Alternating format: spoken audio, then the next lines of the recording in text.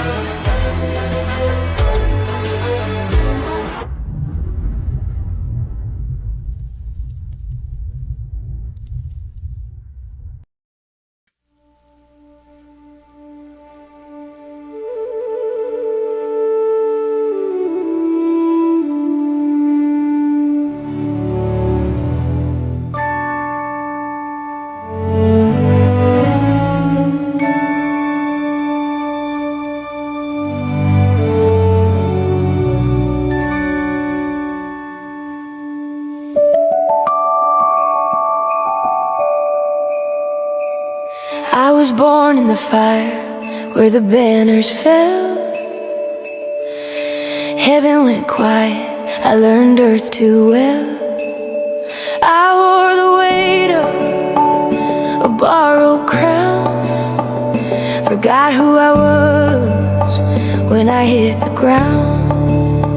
They told me power was something to fear, so I bent my knees and disappeared. But every scar was a scripture in skin.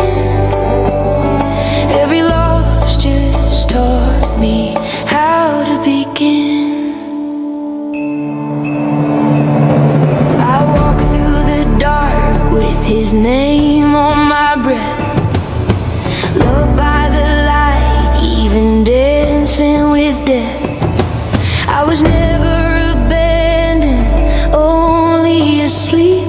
He let me fall so I'd learn how to leave. I hear the thunder when I finally stand. This is not rage, this is his command. If you're still breathing, you're not done yet. Rise up, beloved, this is redemption. I was forced to remember, not beg or hide. I was sent to awaken what's buried inside. If your heart is still beating, he's calling you through. What he did for me, he will do for you. I tried to be small, tried to disappear, tried to be quiet so no one would hear.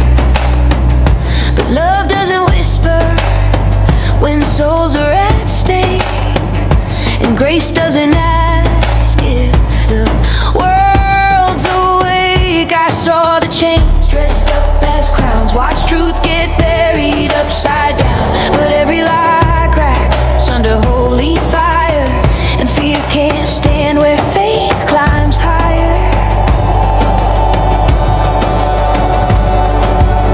I was loved before I ever was strong, held through every moment I thought I was wrong. He didn't save me to sit and pray, he lit my spine and said, lead the way.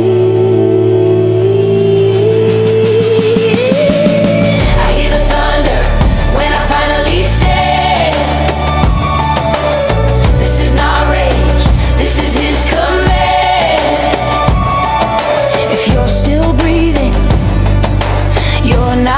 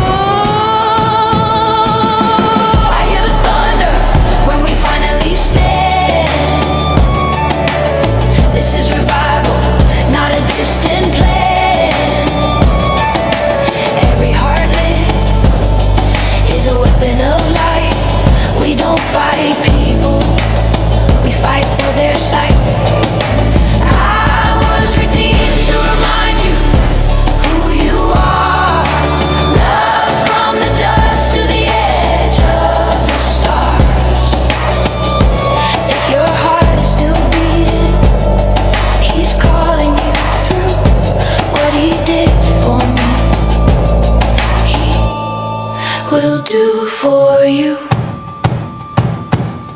I don't walk alone, I was sent ahead to shake the sleepers, to raise the dead.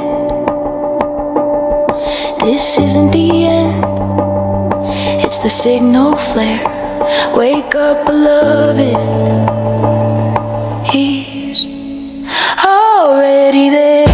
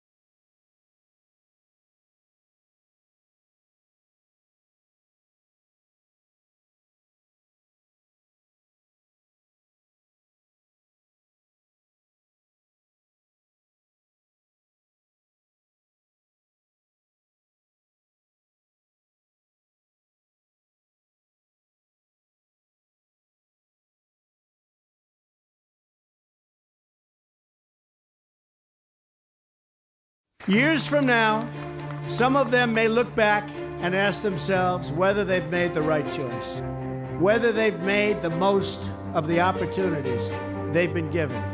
Together, we have the same mission.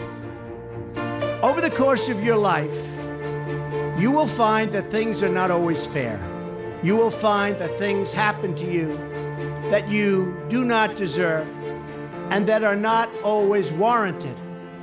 But you have to put your head down and fight, fight, fight. Never, ever, ever give up. Don't give in, don't back down, and never stop doing what you know is right. Nothing worth doing ever, ever, ever came easy.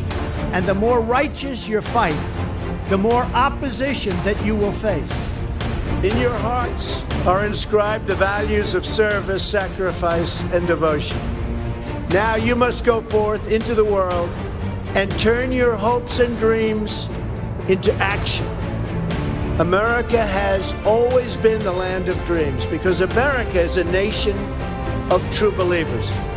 When the Pilgrims landed at Plymouth, they prayed. When the founders wrote the Declaration of Independence, they invoked our Creator 4 times. Because in America, we don't worship government, we worship God. It is why our currency proudly declares, "In God we trust." And it's why we proudly proclaim that we are one nation under God. The story of America is the story of an adventure that began with deep faith, big dreams, and humble beginnings.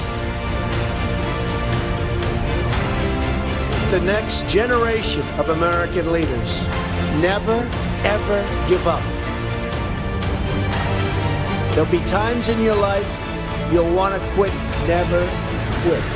Never stop fighting for what you believe in and for the people who care about you. Carry yourself with dignity and pride. Demand the best from yourself. The more people tell you it's not possible, that it can't be done, the more you should be absolutely determined to prove them wrong. Treat the word impossible as nothing more than motivation. Relish the opportunity to be an outsider. The more that a broken system tells you that you're wrong, the more certain you should be that you must keep pushing ahead. You must keep pushing forward. And always have the courage to be yourself. America is better when people put their faith into action. Pray to God and follow His teachings. Today, each of you begins a new chapter as well. When your story goes from here, it will be defined by your vision, your perseverance, and your grit. You will build a future where we have the courage to chase our dreams no matter what the cynics and the doubters have to say. You will have the confidence to speak the hopes in your hearts and to express the love that stirs your souls. As long as you have pride in your beliefs, courage in your convictions, and faith in God, then you will not fail. As long as America remains true to its values, loyal to its citizens, and devoted to its Creator, then our best days are yet to come.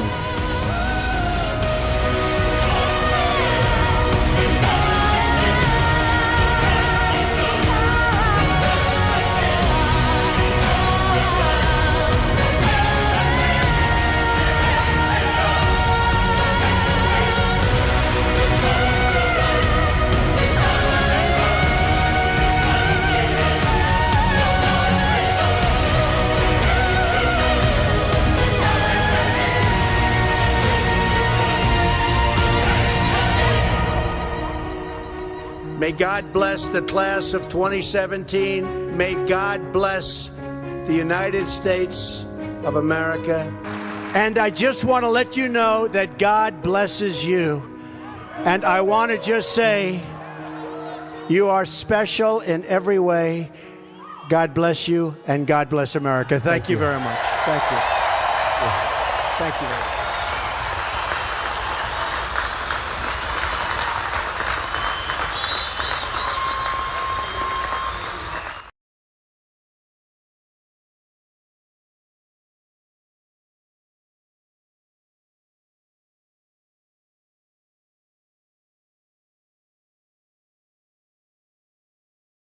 Taylor Swift would Yes. lyrics. Okay.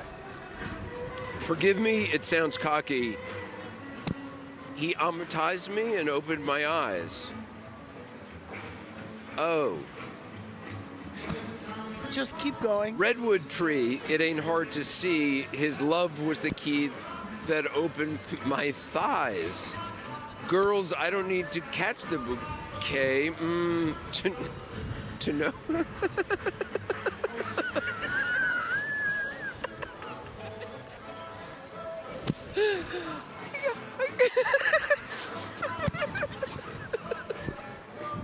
Okay, I get it.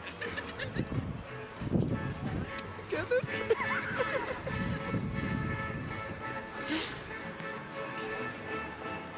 You're probably familiar with this song. I was not.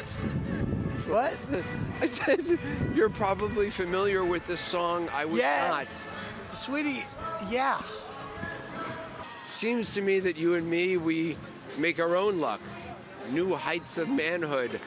I ain't got to knock on wood. Oh, yeah. Oh, yeah.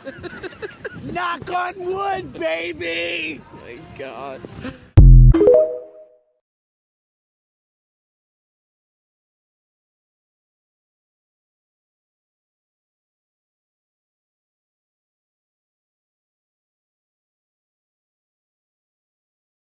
I had a bit of technical issues, so I'm hoping that I'm coming in clear and you can see me now. Let me check the chat and make sure that people can see and hear me. All right, perfect. Perfect. Well, everyone, it's a new year. That's 365 new days, 365 new chances. And see, as we hear, well, obviously we're celebrating it because the calendar says so. I mean, do you really know when the first day of the year is? Not really. Though, I have to say, today has been a very interesting day. I was going to just be talking about the foreign issues. And then I thought, I think it's time that, tell you guys a story about America. And I think that's how I want to start today. because this is a new year. And, see, every year I have a show either on New Year's Eve or New Year's Day where I tell you the topic of the whole year. Now, there are a lot of people that are attempting to do the same. And I haven't faltered yet on what's to come. But this year is a very specific year. It is a year where everything comes into alignment. Well, many people want to call it the year of accountability. I'd like to call bullshit on that. That actually happened during the Biden term. This year is actually the year of reversion, and we'll get into that. See, there are many things that people talk about in regards to what's to come, what's happening. This is going too slow. This is not going fast enough. All of these things. But I've said this many years ago, and I keep repeating the same thing. The ink was not dry. It still breathed.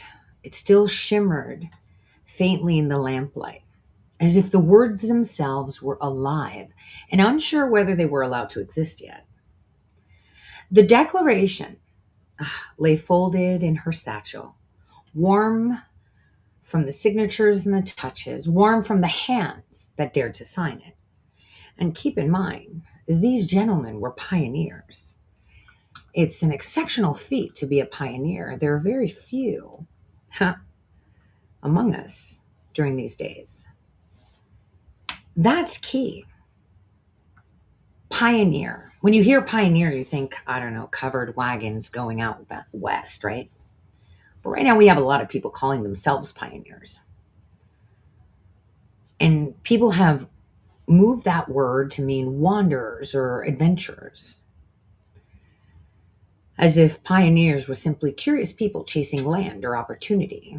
No.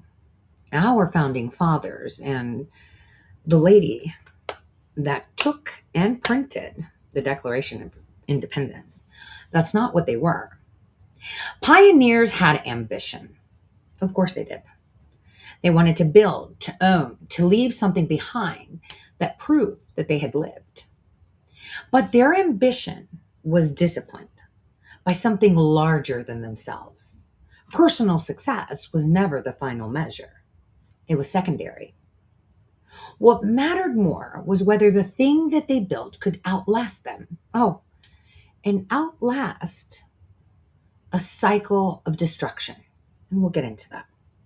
Whether it could be shared, whether it could be defended and carried forward by the people that they would never meet. 10 generations down the line we are. And honor was not an accessory to them. It was a requirement. Duty wasn't abstract. It was daily. It governed how they spoke, how they worked, and how they risked their lives without needing an audience to witness it. And wealth was never the goal. It was never about wealth. It was a tool, and sometimes a burden.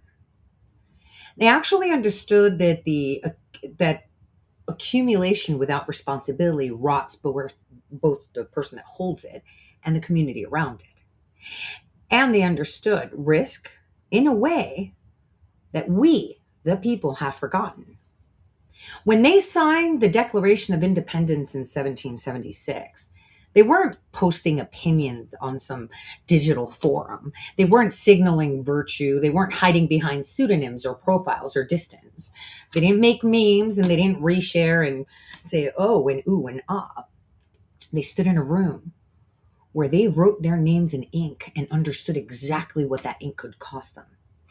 Their property, their families, their freedom, and their lives. There was no illusion of safety.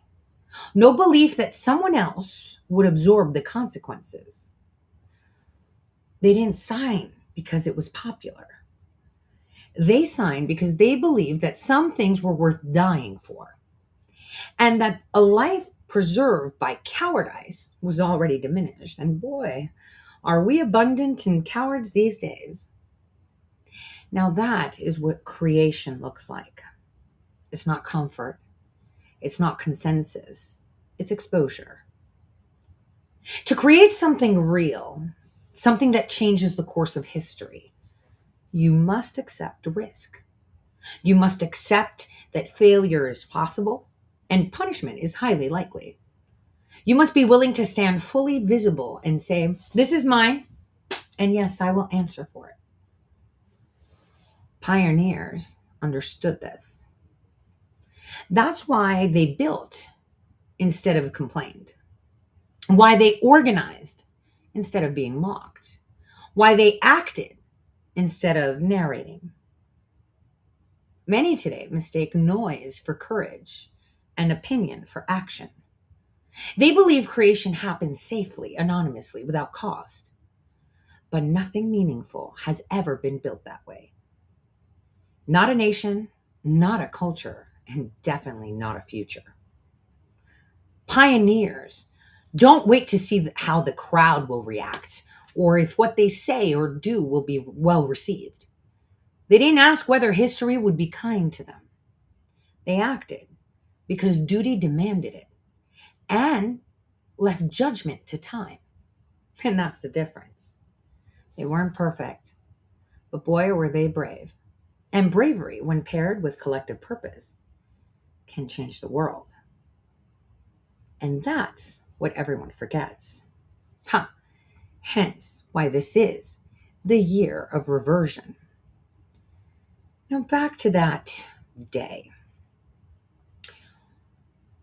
I don't think you've heard this story before, but I have told you, before the ink was dry, they were already plotting. The woman, the only woman, as she held that paper and tucked it in her satchel, so warm, ink was still wet. You have to understand that her name, obviously, has never been remembered, even though it is written as the printer, and that was intentional. She had been chosen to be the printer not because she was loud or powerful, but because she was precise. Because she understood that revolutions are not won by speeches, but by reproduction, by copies, by speed, by getting the truth into as many hands as possible before fear could catch up to it. She was merely the printer. They handed her the document before the final signatures were fully set, before the room had emptied. "Go," one of them said to her, not as an order, but as a plea. Because everyone in that room understood something terrible and something beautiful at the same time just had happened. Once this existed in the world, it could not be taken back. She didn't go immediately. Instead, she sat. Across from her was a man who did not belong to the room, did not belong to the time, I say, and yet felt inevitable, as if history itself had sent an emissary to witness the moment. "They will not allow this to stand," she said, her fingers resting on the satchel. "You know that, don't you?" He nodded slowly. He had the eyes of someone who had already watched civilizations rise and rot. "They will allow it to exist," he said, "but only if it becomes what they expect it to become." "And what's that?" she asked. An empire," he replied, "a familiar one. Centralized, predictable, hierarchical. A flag with a crown-shaped shadow." I'm pretty sure she smiled, not warming, but knowingly. That's already what they're planning to destroy it into, aren't they? Before the ink dries. I'm assuming he leaned back and says, yes, that's how it always goes. The moment a people declares themselves free, someone begins drafting the paperwork to manage that freedom out of existence. She opened her satchel, just enough to glance at the folded page. They think it's about replacing one king with another. They don't understand that this document was designed to prevent kings entirely. That, he said, is what frightens them. He told her then, I guess not in detail, well, not yet, that is, about the pattern, about how civilizations rise with faith and restraint, grow strong through shared sacrifice, but then collapse when power forgets its limits. About how empires rot not because of enemies, but because they outgrow their memory. About the rhythm roughly 2.5 centuries after, which people forget why their ancestors bled. They're already preparing Europe, he said, perfecting it. Kings and queens arranged like pieces on a board. Empires tuned to fail in sequence, controlled collapse, managed rebirth. And these colonies, these United States, what about those? He may have responded with, they intend to make it the same. Another cycle, another predictable ruin.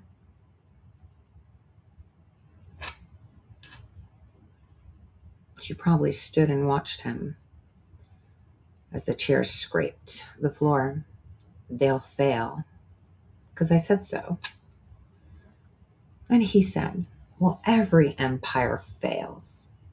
Yes, she said, but this one was never meant to be one. She understood something they did not, that the true threat of the Declaration was not independence from Britain. It was independence from inevitability, because nothing could stop what's coming. It was a system built to remember itself, a nation designed not to conquer but to restrain, not to centralize but to fracture power before it could calcify. They think the people will forget, I believe she said. They think time will do their work for them. That in 250 years, the same decay will repeat. And you don't, he asked. Nope. They've miscalculated. Well, how? They forgot the printer. And like that, she stepped into the night, carrying the future under her arm. By dawn, the presses would be running. By the next week, the words would be everywhere, tacked to doors, read aloud in taverns, memorized by farmers who had never seen a king and never intended to. 200 years later, a gentleman by Mr. Glubb wrote a paper, not as a warning, but as record, as proof that a pattern existed, a cycle, a script that always repeats, and that once, just once, a people had actually been given the tools to break it. The kingdom would refuse to accept this experiment. It would try to absorb it, shape it, outlast it. And when that failed, it would wait for time to do what armies could not. But time, in this place, behaved differently. Because somewhere, long before the ink had dried, a woman had understood the plot and printed the antidote fast enough that it could never be fully erased. And that is why, 250 years later, the script still stutters, because this time, the people remember. Now, I'll tell you about the gentleman she had a conversation with. Very few talk about this person. I would say that Catherine spoke with someone we should call the archivist. He probably didn't give his names because names really didn't matter. Continuity did. He belonged to a quiet British tradition, older than Parliament, older than the Hanoverians of imperial observers whose task was to record the failure modes of power so the next empire could be engineered more carefully. They didn't rule. They advised those who ruled. They never appeared in paintings. Who's they? See, the archivist told her that night that the crown already understood what America could become. and that frighten them more than rebellion. If this becomes an empire, he said to her, we know how to break it. If it remains a republic, history itself will be disobeyed. And I guess that's the line that stuck with her. Now, one thing that people don't know is who the Hanoverians were. I mean, we hear a lot of people talking about the Illuminati. We hear a lot of people talking about so many people and so many things. But I've said this so many years. If you know their name, if you've seen their face, and if they have a name tag or a business card, well, then they're not really that important. So who are these? The Hanoverians came to the British throne when George I, Elector of Hanover, in modern-day Germany, became king of Great Britain in 1714. He was actually chosen not because he was especially loved, but because Parliament wanted a Protestant monarch and deliberately bypassed closer Catholic claimants. From that moment on, Britain was ruled by kings who were quite literally foreign rulers with divided loyalties. The Hanoverian monarchs included George I, George II, George III, George IV, William IV, Queen Victoria. She was actually the last Hanoverian monarch. So when American colonists were rebelling, they were rebelling against a Hanoverian king, George III, not some abstract British crown. That distinction matters politically and psychologically at the time. Many colonists viewed the crown as increasingly detached, bureaucratic, and unaccountable because, well, really, it freaking was. And the Hanoverian period is also when Britain expanded aggressively as an empire, professionalized its bureaucracy, centralized financial power. Bank of England, let's talk about the first book of Zionism. I am telling you. History tells you everything you need to know. We already have everything we need. They developed modern intelligence, naval dominance, and imperial administration during the time that we were rebelling. So in few words, the Hanoverians oversaw Britain's transformation into a global empire, but also planted the seeds of imperial overreach. Now, when Queen Victoria died in 1901, the British throne passed to the House of Saxe-Coburg and Gotha, which later renamed itself House of Windsor during World War I to sound less German. Same bloodline logic, different branding. So when I tell you about Hanoverians, I want you to know it's not symbolic or invented. This is a real thing. You hear, I know a lot of people probably don't understand that. But it's actually historically precise and relevant. Because the American founding occurred under a dynasty that embodied exactly what the founders feared: distant rule, centralized authority, hereditary power, and governance without consent. I think we fulfill all four of those things in the past 3 decades in the United States of America. That's why the American experiment wasn't just anti-king, it was anti-dynasty. So, when we talk about history, we should always be precise. We should always be focusing on the facts of the matter. These are extremely important facts that we must remember. This year, our nation celebrates 250 years.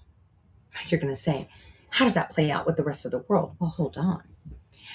Did you know that all empires, except for the Chinese, because they plant their own history, so we're not very accurate. Like the Spanish Empire only lasted 250 years.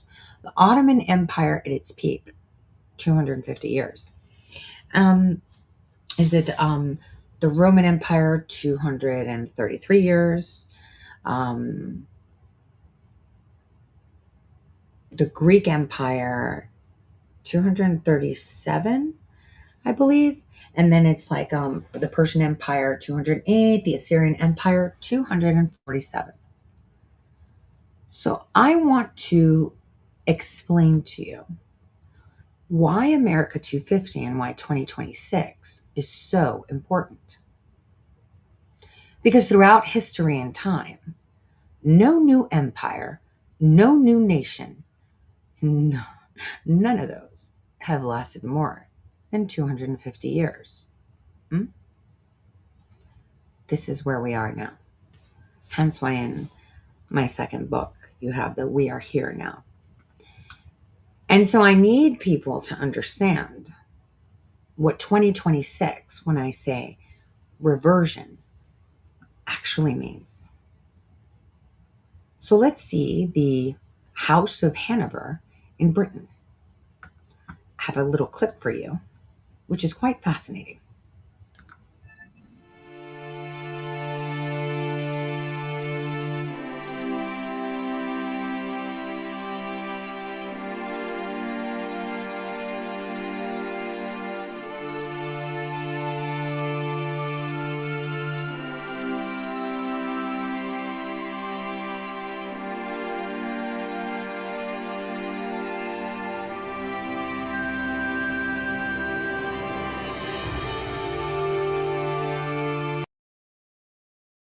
The Hanoverian dynasty was a prominent royal house that ruled Great Britain and later the United Kingdom from 1714 to 1901. Originating from the German electorate of Hanover, the dynasty played a major role in shaping modern British politics, constitutional monarchy, and the expansion of the British Empire. Their reign spanned nearly 2 centuries, marking a period of industrial progress, colonial expansion, and evolving democracy. Below is a detailed overview of the Hanoverian dynasty presented in key points and paragraphs. Origin and establishment of the dynasty. The Hanoverian dynasty originated from the House of Brunswick-Lüneburg, a noble German family. Its connection to the British throne was established through Sophia of Hanover, a granddaughter of James I of England. The Act of Settlement of 1701 declared that only Protestant heirs could inherit the English crown. As Sophia and her descendants were the closest Protestant relatives, this set the stage for the Hanoverian succession. When Queen Anne, the last Stuart monarch, died childless in 1714, Sophia's son George Louis, Elector of Hanover, became King George I of Great Britain. This marked the beginning of the Hanoverian era. George I, reign, 1714 to 1727. George I's accession brought about a new political structure in Britain. Born and raised in Hanover, he spoke little English and had minimal understanding of British politics. As a result, he relied heavily on ministers to manage state affairs. His reign saw the rise of the cabinet system, where ministers, led by figures such as Robert Walpole, gained increasing authority. Walpole eventually became recognized as Britain's first prime minister. Although George I faced opposition from Jacobites, who supported the return of the Stuart line, his reign stabilized the monarchy and strengthened the parliamentary system. George II, reign, 1727 to 1760. George II, the son of George I, was more familiar with British customs and language. He was the last British monarch to personally lead troops in battle, during the Battle of Dettingen, 1743. His reign witnessed significant military and colonial developments, including the War of Austrian Succession and the 7 Years' War, which expanded Britain's global influence. Domestically, George I's reign saw the growth of parliamentary democracy and the continued dominance of Robert Walpole's political leadership. George III, reign, 1760 to 1820. One of the most famous Hanoverian monarchs, George III was the first of the dynasty to be born in Britain and to speak English as his first language. He was deeply interested in science, agriculture, and education, earning him the nickname Farmer George. However, his reign was also marked by significant challenges, most notably the loss of the American colonies following the American War of Independence, 1775 to 1783. Despite this setback, Britain continued to expand its empire elsewhere, particularly in Asia and the Pacific. George III's later years were overshadowed by his mental illness, which led to his son ruling as Prince Regent from 1811 to 1820. Despite his personal struggles, his long reign helped strengthen British national identity and the monarchy's moral image. George IV, reign, 1820 to 1830. George IV, who had served as Prince Regent, became king upon his father's death. He was known for his luxurious lifestyle, love of the arts, and architectural patronage, including projects like Buckingham Palace and Royal Pavilion at Brighton. However, his reign was also marked by political tension and public criticism for his extravagance and personal scandals.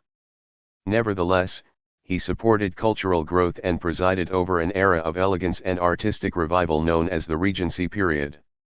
William IV, reign, 1830 to 1837.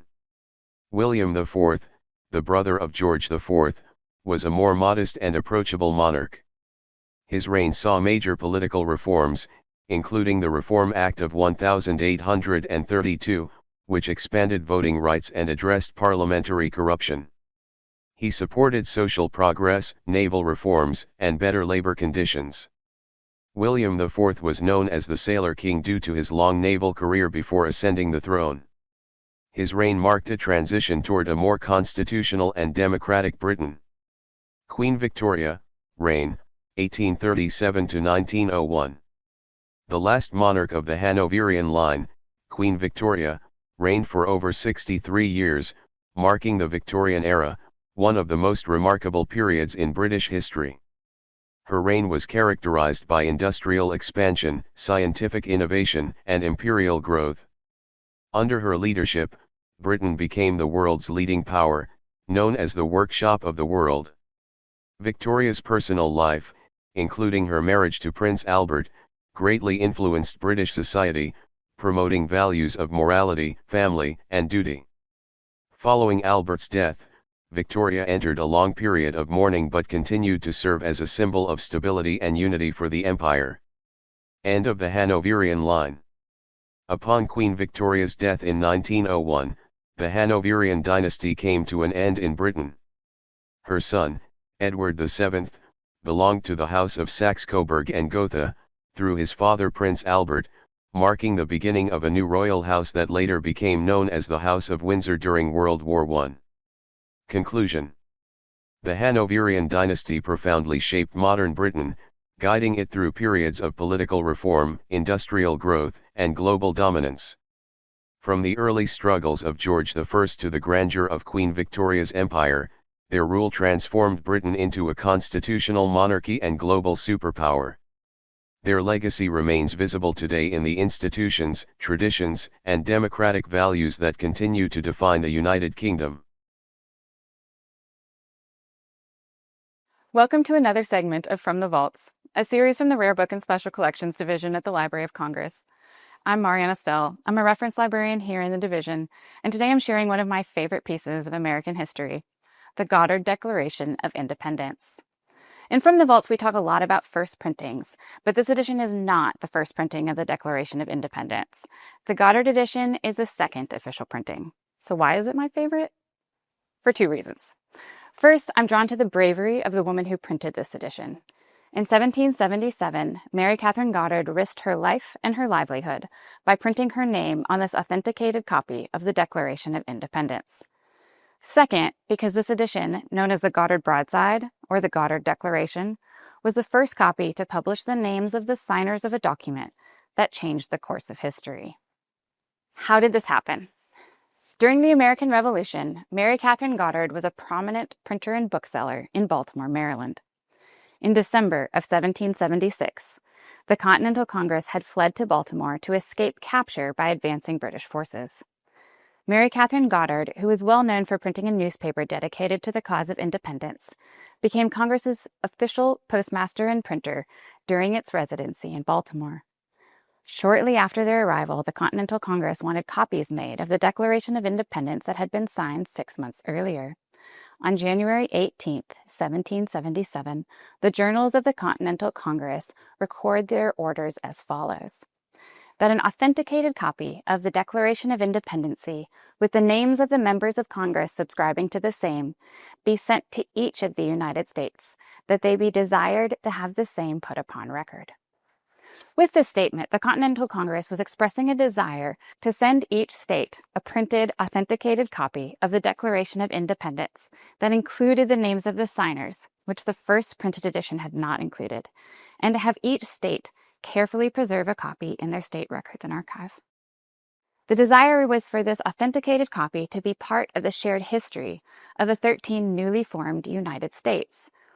Writing in a time of war and conflict, Congress hoped that this would be a unifying testament in support of the justice of separating from the British monarchy, even when so doing became a difficult and dangerous project for the colonists. The president of the Continental Congress, John Hancock, a delegate from the state of Massachusetts, sent a copy to each state with an accompanying letter. On each copy of the Goddard broadside, next to his printed name, John Hancock signed that prominent signature for which he is now famous.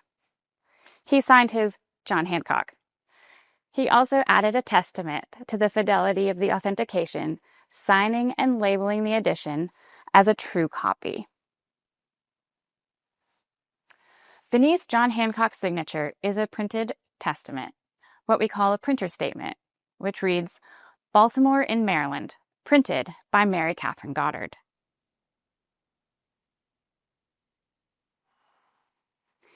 This piece of paper here, this broadside, is one of only 11 known copies of the Declaration of Independence to have survived from that same print run ordered by the Continental Congress on January 18, 1777.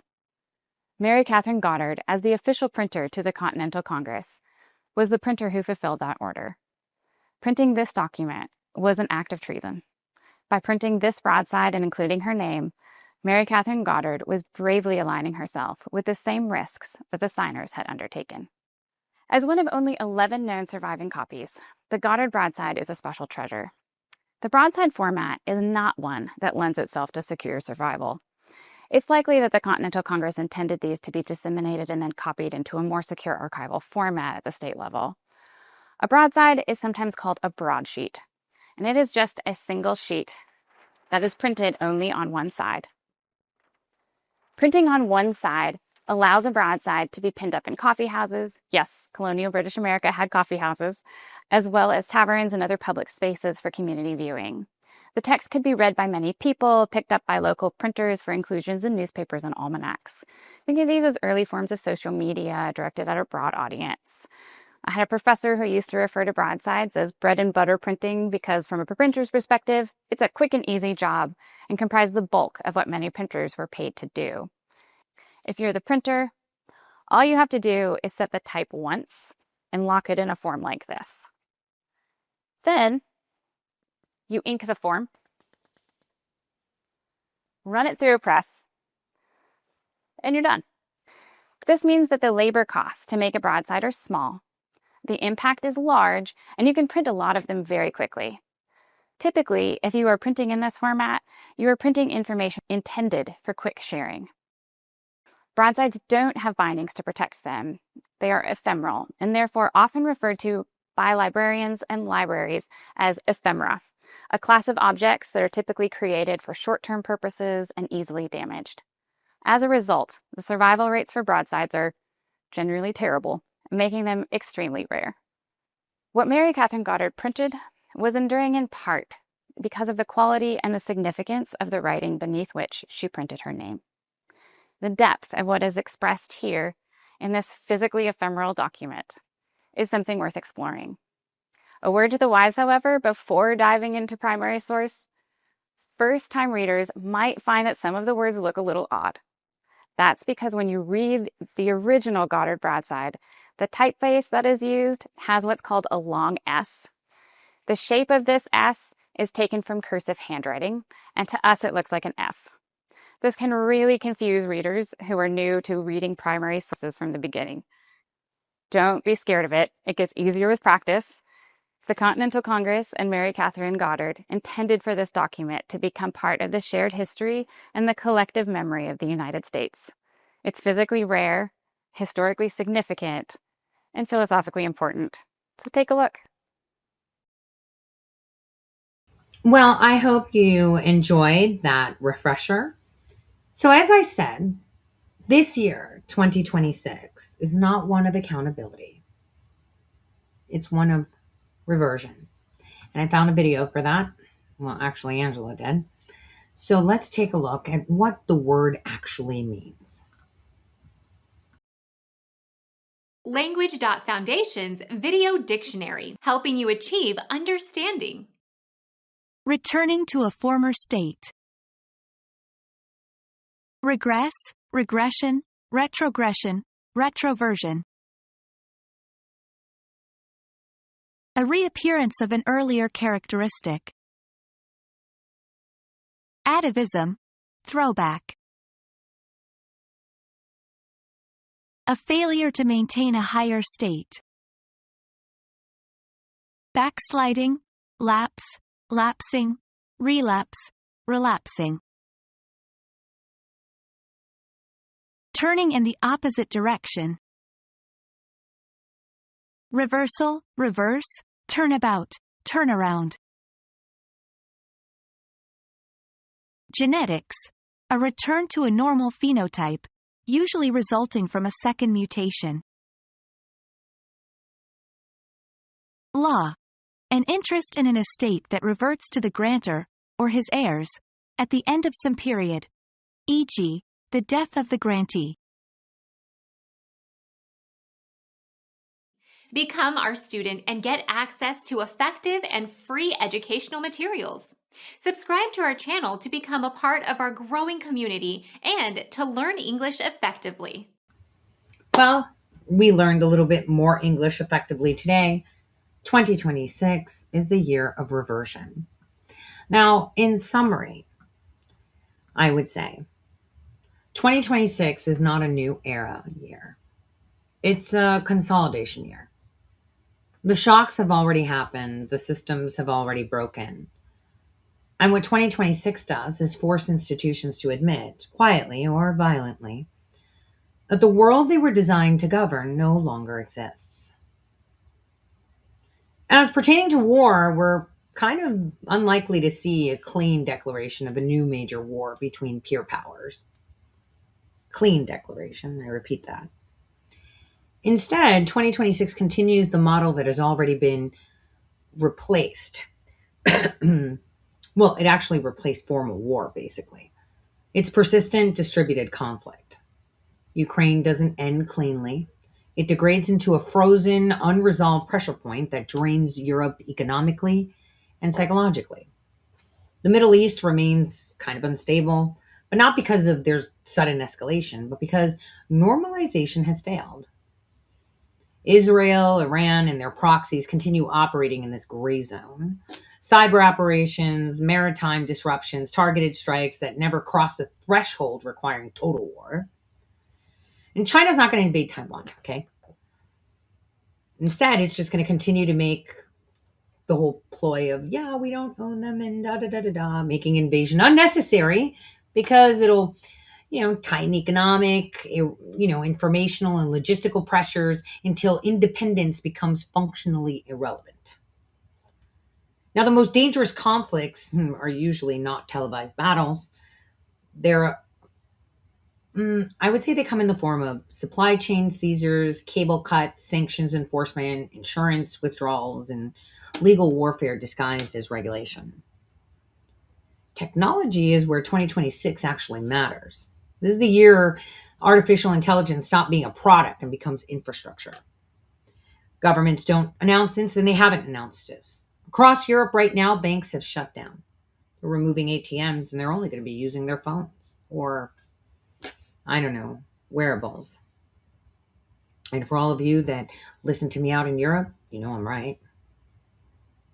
The public conversation will still be about chatbots and deep fakes. Real shift is actually invisible. AI is quietly becoming embedded in the logistics optimization, battlefield planning, predictive policing, financial risk modeling, and intelligence triage. This is also a year where people begin to realize, too late, that alignment was never about ethics. It was about control. Autonomous systems proliferate not because they're trusted, but because human latency has become a liability. Drone warfare, both military and civilian, is expanding rapidly. I mean, you want robot wars? Here we go. But it's not a spectacle, it's normalized. Space becomes more crowded, more militarized, and more fragile. Though most of that fragility is actually deliberately hidden from public view. Now, from a domestic US perspective, 2026 is not revolutionary, it's fragmentary. Federal power does not collapse, but it loses coherence. States behave more like semi autonomous actors, particularly on trade enforcement, border policy, energy regulation, and digital governance. The US does not fall, but it does stop pretending that it's unified. Trust in these institutions is continuing to erode, not because of a single scandal, but because people no longer believe outcomes are connected to participation. Elections feel performative. I mean, both sides see it now. The whole population will now know this in 2026, that elections are just a show, regardless of who wins. Economic pressure remains the dominant driver of unrest. Inflation in the United States, for what it's worth, will stabilize. Europe will see prices of food and basic necessities grow to the point of collapse. And affordability definitely is not returning to them. The middle class is continuing to be hollowed out, and people are adapting by disengaging rather than revolting. And this disengagement is more destabilizing than protests. Now, as for borders and empires, 2026 doesn't redraw maps with ink, but it redraws them in practice. I mean, it was only a couple of days ago that I had the conversation about how we have this big explosion in Minnesota talking about things from someone that supposedly is an Antifa expert. And it seemed really coordinated to be targeting only Somalis. And it would make sense. And like I said, it seemed like an operation that had another interest to it rather than the actual investigations.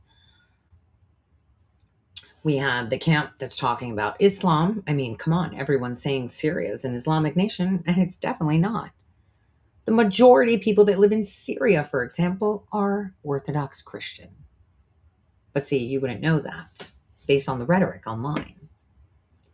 Now, it's important that people understand that as we see all these developments, as we've seen over the past few days with the whole Somali issue, what we did notice is that Somaliland was declared independent by Israel. And that's because Egypt has refused, and all the other Arab nations, to displace Palestinians and place them in their governments.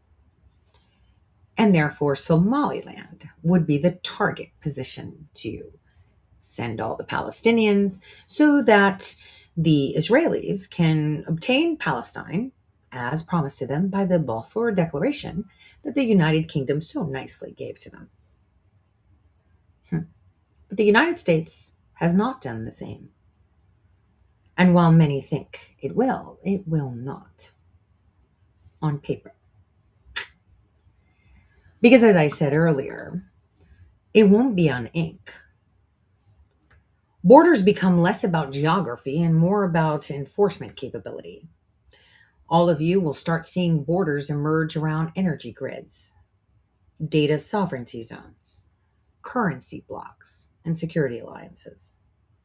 The European Union may survive, but only by becoming less ideological and more transactional. Germany, at the core of the European Union, their influence is diminishing, and it's relative to the economic weight they carry. France is attempting to assert leadership and has failed, quite loudly. Eastern Europe is becoming strategically more important than Western Europe, not culturally, but militarily. Now, we're not going to see the United Kingdom dissolve in 2026 just yet, but it continues to lose narrative coherence. Scotland is still unresolved. Northern Ireland drifts into like this weird ambiguity with a new Silicon Valley. London stays powerful as financial and intelligence hub, but the idea of a unified British identity is weakening day by day. The United Kingdom is becoming a node rather than a nation, useful, influential, but hollowed out. And this is not a collapse, it's just a thinning of power. Fallen empires in 2026 won't be done with flags burning. They're going to be fading into like these administrative shells that still collect taxes and issue statements, but no longer command belief. The real power is migrating elsewhere, to corporations that behave like states, to security alliances that operate without public consent, to technological systems no one voted for and that no one can audit. The most important thing about 2026 is this. People begin to sense that this reset already happened and that they weren't invited to the grand reveal. That realization doesn't yet produce any mass rebellion. It produces something quieter and more dangerous. Withdrawal, private loyalties, parallel systems, and selective obedience. And history teaches us that this phase always comes before real change. So 2026 is not the year that the world is going to explode. It's the year that the world admits, through action rather than words, that the old rules that had been implemented no longer apply. And once that admission is made, everything follows. Well, everything is following the script accordingly, right? And it's inevitable because nothing can stop what's coming. Now, it's important for us to understand that reversion is not collapse, it's not revolution, and it's not a new world order. Reversion means systems snapping back toward their underlying structure once artificial pressure is removed and can no longer be maintained. In our perspective, our domestic perspective, the federal government doesn't get overthrown, it simply loses its ability to enforce uniformity, and that's key. And we wish for that. We see this, the writings on the wall from the past year, where the federal government is challenging state governments. And this is to see where the balance is between state and federal powers. As I've said for many years, the 8th, 9th, and 10th Amendment will be coming to the forefront. Hence, why all our Supreme Court justices, and this has never happened before, that were appointed in the past few years were all asked questions about the 8th and 9th Amendment that some people would like to call an ink blot. But I'm telling you, it will be the pivot point for the United States of America. Now, one must understand that power flows back to states this year, not because of some grand constitutional awakening, okay? But it's because centralized control becomes inefficient, legally contested, and logistically unsustainable. And that's not rebellion, it's physics. The founders designed a system that assumed friction. And so for decades, that friction has been suppressed through money printing, emergency powers, and bureaucratic expansion. In 2026, this suppression stops working. What returns isn't nostalgia, it's structural reality. As I said earlier, globally, the empires aren't going to fall. They're going to revert to their core competencies. Britain is going to revert to finance and intelligence. The EU is going to revert to trade and regulation without ideological unity.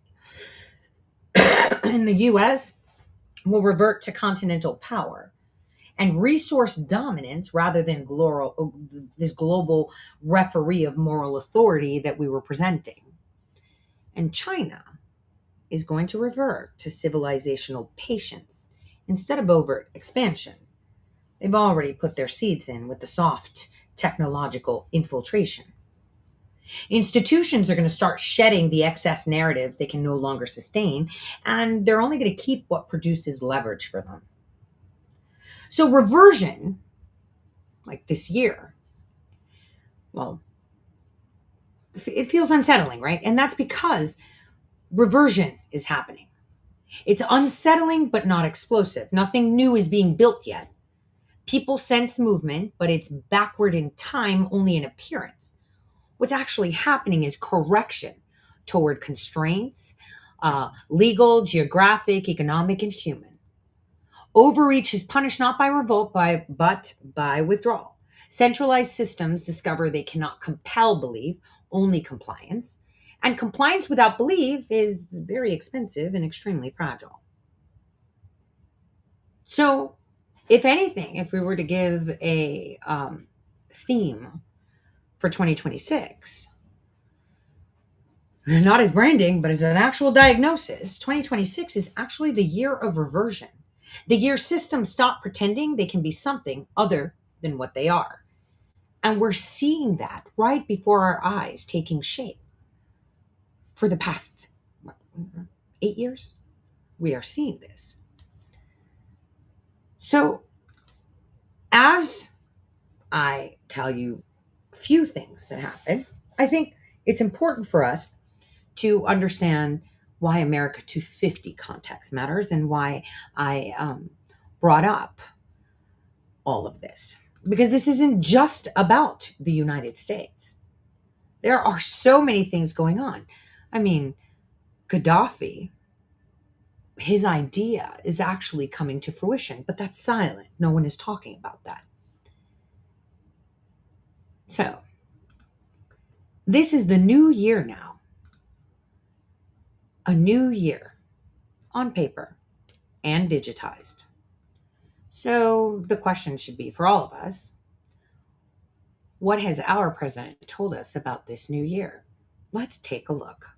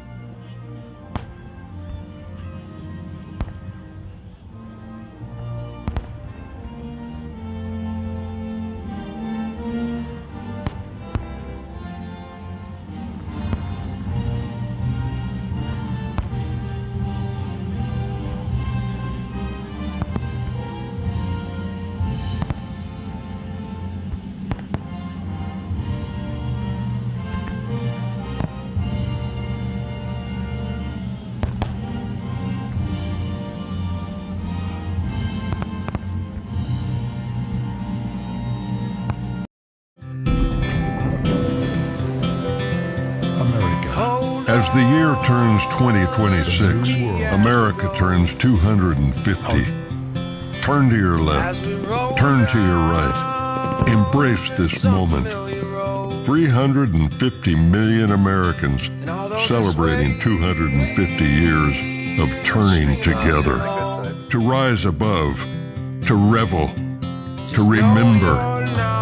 We've turned fortitude into freedom, launches into landings, teamwork into triumph.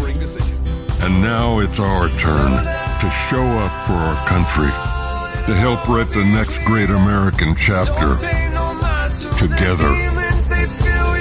Happy birthday, America. Here's to the next 250. America. The New World. Our nation began not as an idea invented in the minds of men, but as a land discovered. When Christopher Columbus looked west across the endless ocean, he sailed for glory, for gain, and for God. 3 ships traveled into the unknown, daring to go where no man had gone before. What they discovered changed the course of history. They carved homes out of the wilderness. By the sweat of their brow, they built a new world, rooted in the European civilization they left, but infused with the spark of liberty.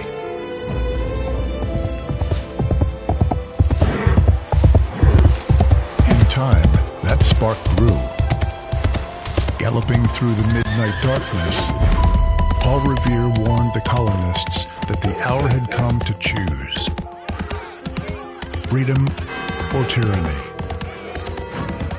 Liberty or death.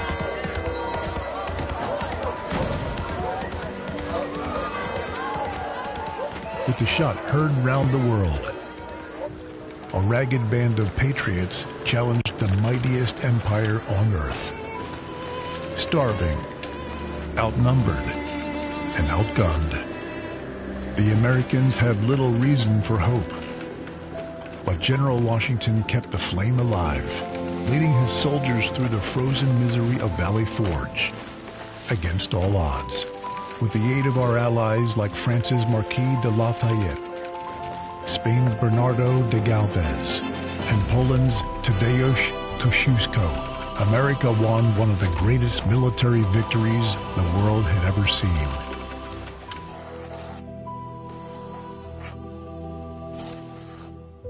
By the hand of Providence and the strength of determined men and women, the United States of America was born.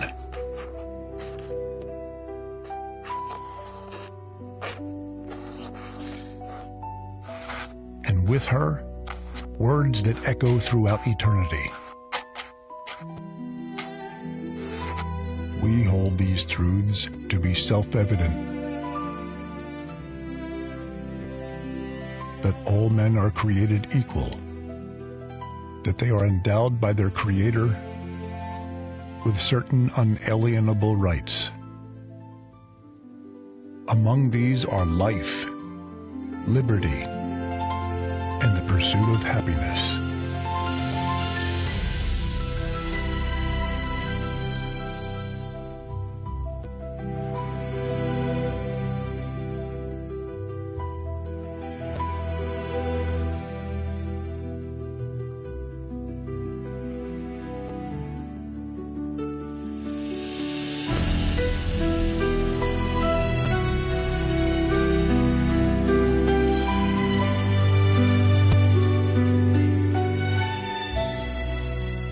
The Founding Fathers had built a nation upon the principles of our Declaration of Independence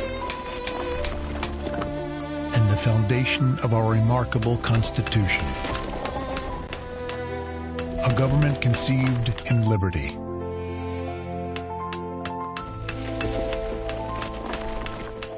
That derived its just powers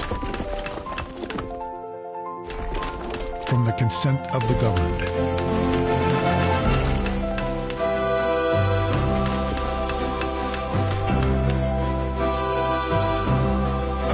Torch of freedom that would rise across a continent. And one day, shine its light.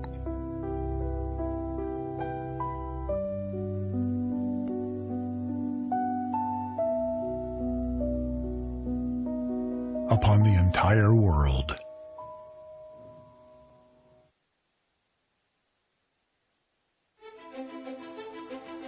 With perseverance, faith, blood, and courage, the 13 colonies have become the 13 United States of America. But destiny beckoned our young nation to even greater heights.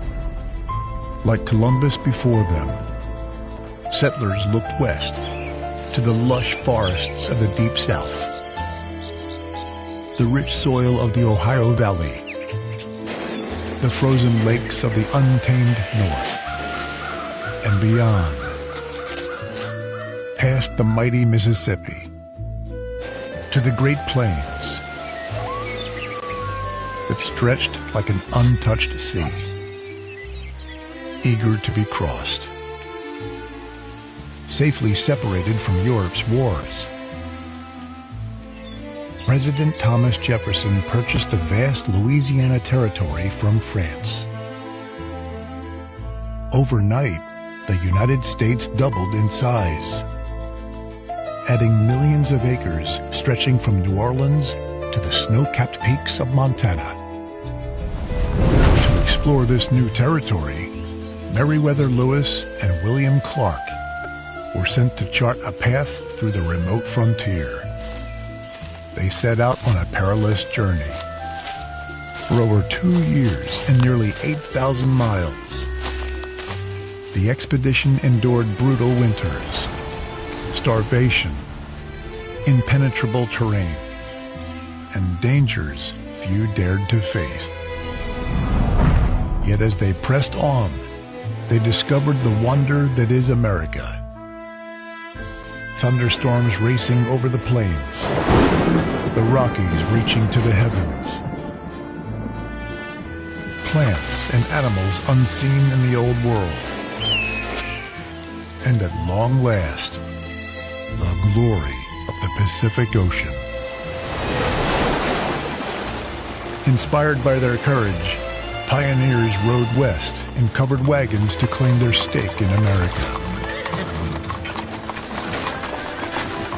Families and adventurers, farmers, cowboys, miners, missionaries, each one driven by the timeless yearning to build a future by the grace of God and with their own 2 hands. Oh, beautiful, for spacious skies, for amber waves of grain, for purple mountain majesties above the fruited plain. America, blessed by God, completed her journey across the wilderness, extending her domain and forging the character of a people destined to shape the world.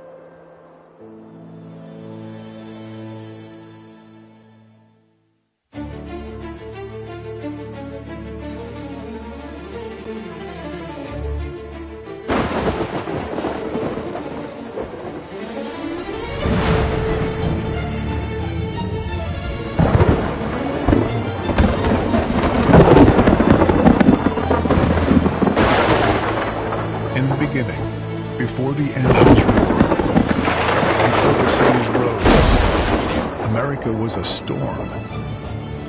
Raw, restless, crackling with energy. Until Benjamin Franklin harnessed the power of the heavens. The age of invention was born in Philadelphia, Pennsylvania. In a small workshop in New Jersey, a young inventor named Thomas Edison toiled with wires, glass, thread, and metal, until at long last, his work radiated forth. Let there be light. American genius lit the spark that illuminated the world, casting out the darkness. revealing the order and beauty of God's creation for all mankind to see. With light came the dawn of the Industrial Revolution. Americans began inventing miracles that transformed humanity. For millennia, mankind had moved by horse and foot until Ford perfected the automobile.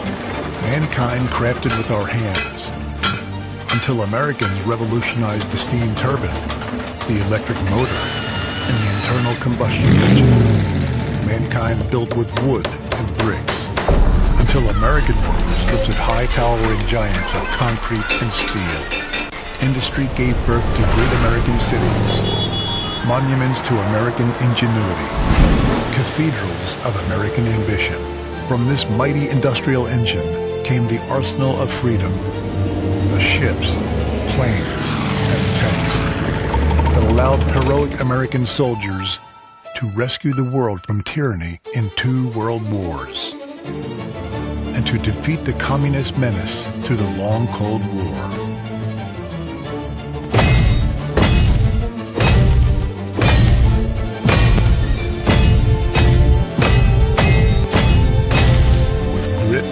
Strength and sweat, our forebears built the freest, proudest, most prosperous nation the world had ever seen. And today, high above our city streets, the skylines still bear the mark of their handiwork, a testament etched in steel and stone, forever recalling our glory as Americans. We are a people who never stop building, never stop climbing, never stop dreaming, never stop striving for greatness. Our nation was forged not by faith, but by the unbreakable will of the citizens who call this land home. With our genius and industry, we built the wonders of the modern world. And our greatest works are yet to come.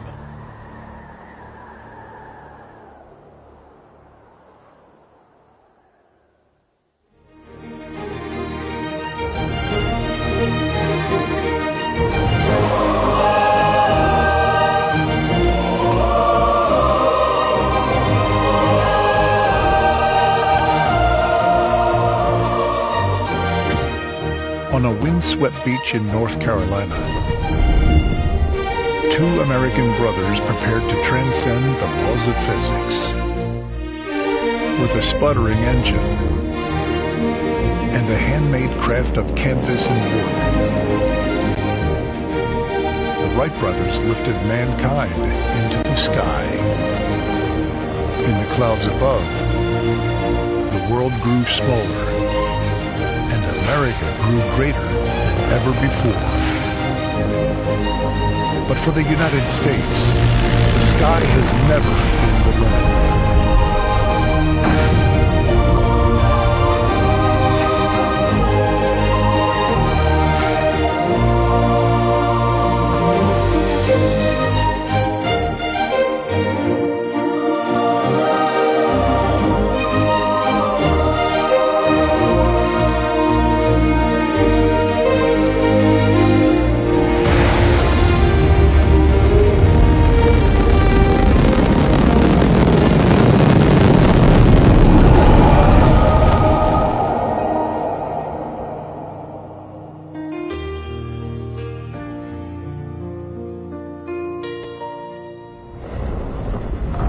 Within 66 years, a single human lifespan.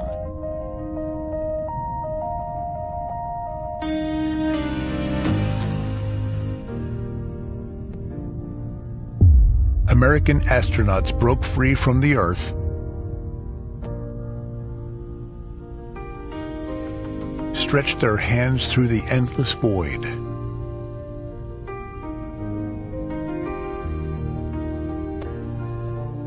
and planted the stars and stripes on the face of the moon.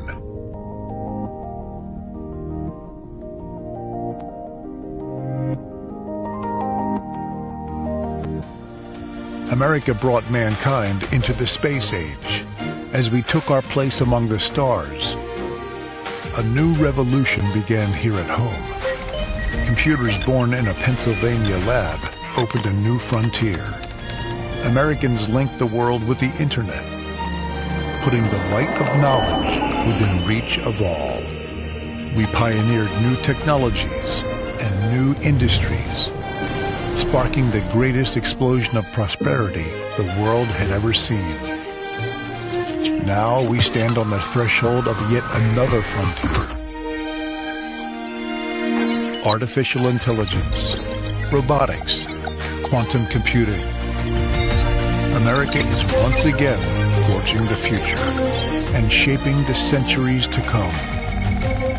The pioneer spirit of the American people brought us across oceans, established a nation in liberty, drew us across a continent, and raised us into the clouds. It still beckons us to begin new journeys of discovery, daring us to once again dream the impossible and imagine the wonders waiting among the stars. And perhaps someday, our descendants will plant the American flag on distant worlds, carrying the light of liberty to the farthest corners of creation, reminding all generations that for the United States of America, there is no frontier too far, no dream too bold, no horizon beyond our reach.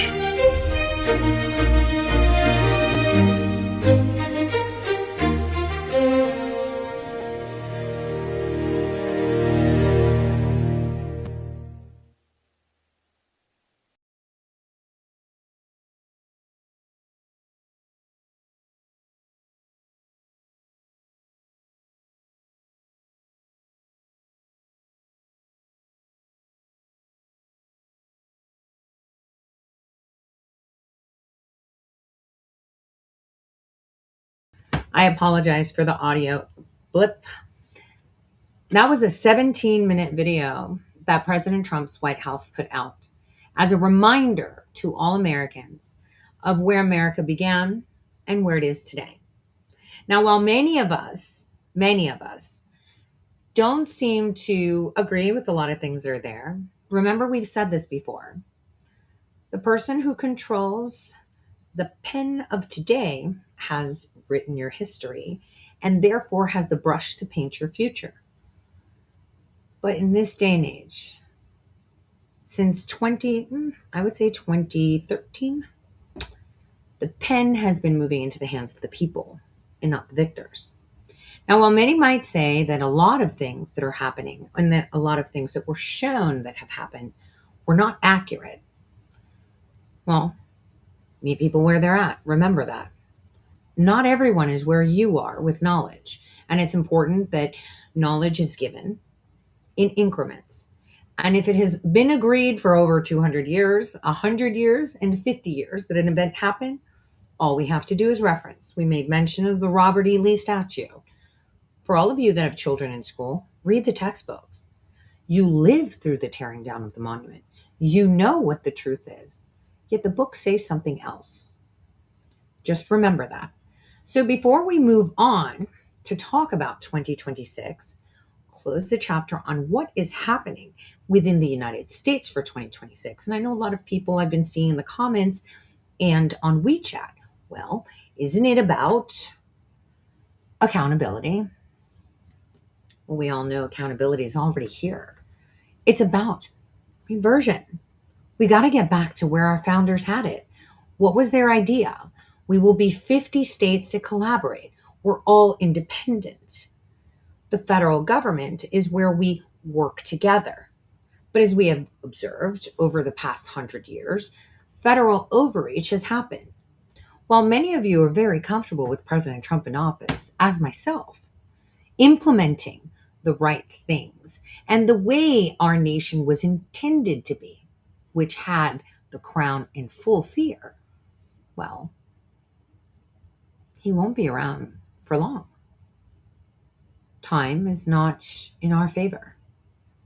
And therefore, during his time, it is important for him to make the changes of reversion. So let's take a quick break. Because the one thing we have to do is trust God. Let's take a short intermission.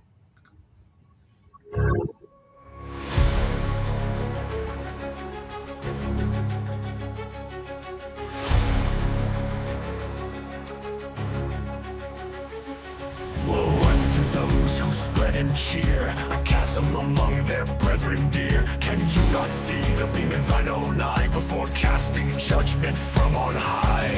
In God we trust, let this be our creed, to build bridges not walls, to plant love seed, for in the embrace of unity we find the strength to coexist, you see.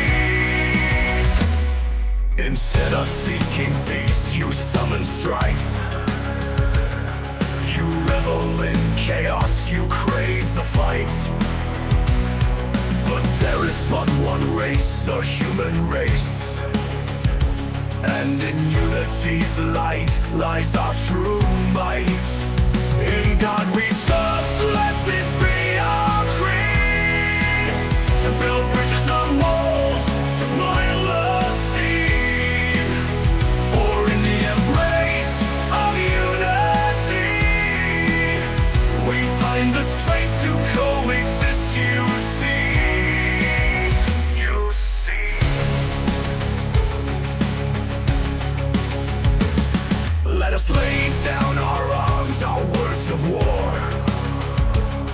and seek the path of peace once more. For every soul a brother, a sister, in the grand tapestry of life we are all but one.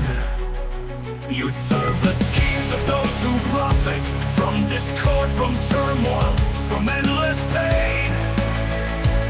But united we stand, divided we fall. In unity we shatter the chain. In God we trust, let this be our creed, to build bridges not walls, to plant love seed, for in the embrace of unity we find the strength to coexist, you see. You see. Guardian angels watch from above, guiding us with the wings of love. They whisper peace into our hearts and show us how to mend the parts. In God we trust, let this be our creed, to build bridges not walls, to plant love seed, for in the embrace of unity we find the strength to coexist, you see. You see. Together let us heal the wounds of a world torn by needless feuds. For in the light of love's embrace we find our true and sacred place.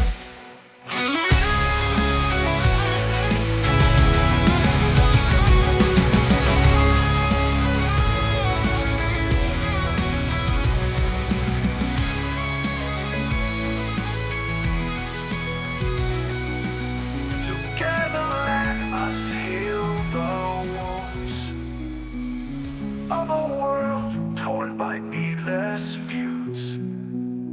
For in the light of love's embrace we find our true and sacred place. In God we trust, let this be our creed, to build bridges not walls, to plant love seed, for in the find the strength to coexist, you see. You see.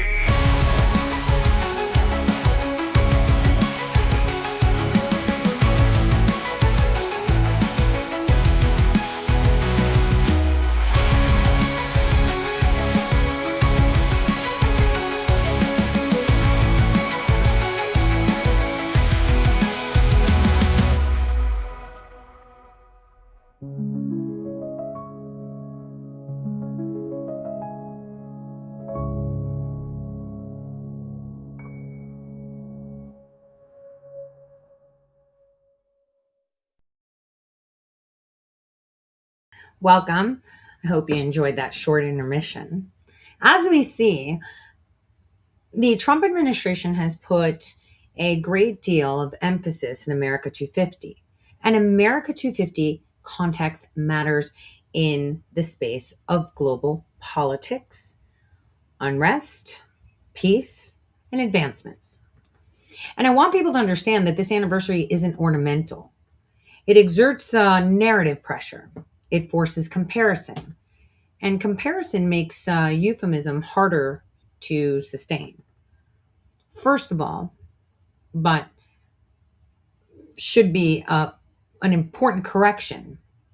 Aversion and reversion are close phonetically, but psychologically opposite.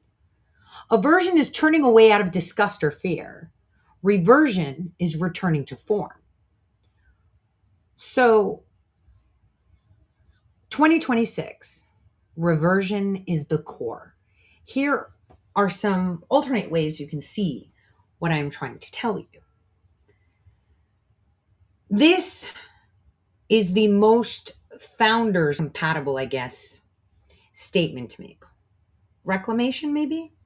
Because it implies taking something back that was yours but kind of drifted, right? It is what we are seeing, a decentralized resurgence without sounding punitive or revolutionary. States reclaiming authority. And many of us have been observing this, the state of California and other states that are pushing back on President Trump's authority. And this is done by design. And I want you to understand that when I tell you. This is done by design to see where the law sits in regards to federal and state.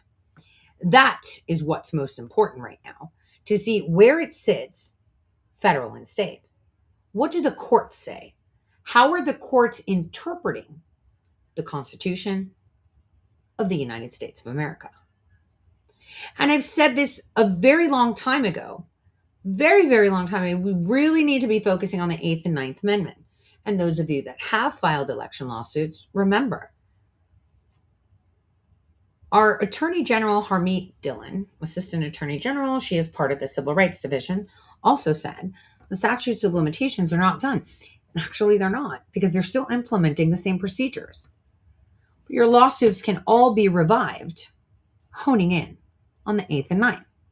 If you all remember when COVID occurred and all these unconstitutional mandates were happening, I had tried to enforce the state constitution of Ohio by filing a claim against Governor DeWine.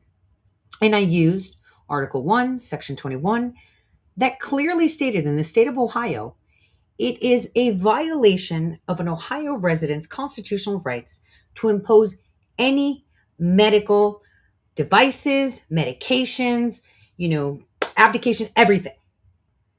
And yet, it was dismissed by the very Supreme Court of the state of Ohio, which is supposed to be implementing the Constitution of the state of Ohio, of course, and our federal Constitution.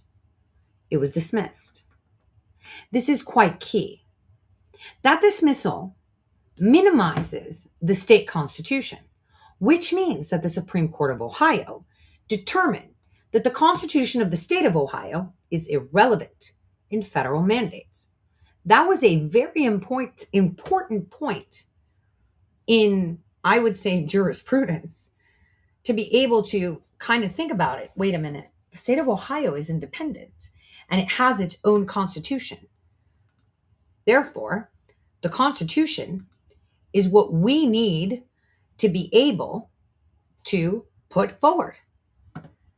And this is Important, because if the state itself does not recognize its constitution as the ultimate authority over governance in the state of Ohio, that means it has passed that responsibility to the federal government, which means that there is federal overreach.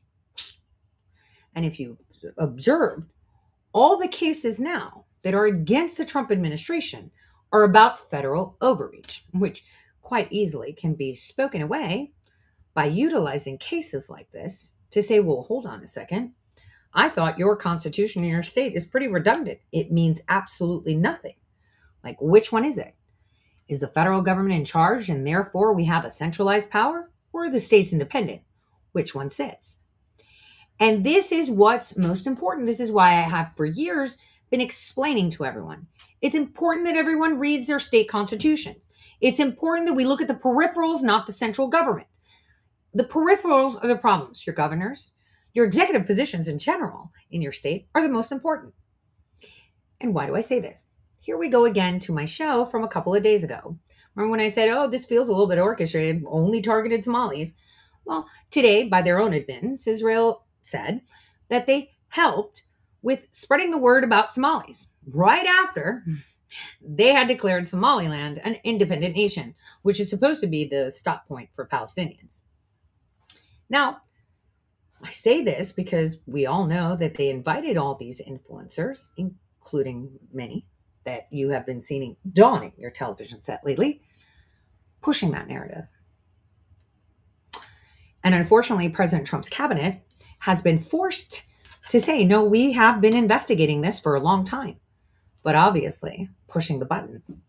And even from the comments that I see where people are making statements, these are all operations to distract you for what's most important, what is happening in your nation. And this is why 2026, well, you don't need my fancy algorithms to tell you what's happening. You've seen it. You're living through it. And you know, a lot of people in the past that have lived through revolutions and wars didn't even know it was happening. This is indeed the golden age, because this will be the first nation that will break the cycle, the algorithm cycle of the 250-year mark. As I said, all the biggest empires going from Assyria, 247 years, they toppled. Roman Empire lasted 233 years. The average is just under 250 years. Every new nation and empire exists and ceases to exist. And I say empire, not nations, because many may say, well, the nation of Italy has been around for more than 250 years. It's a nation, not an empire. Empires are like the United Kingdom. Empires are like the United States of America.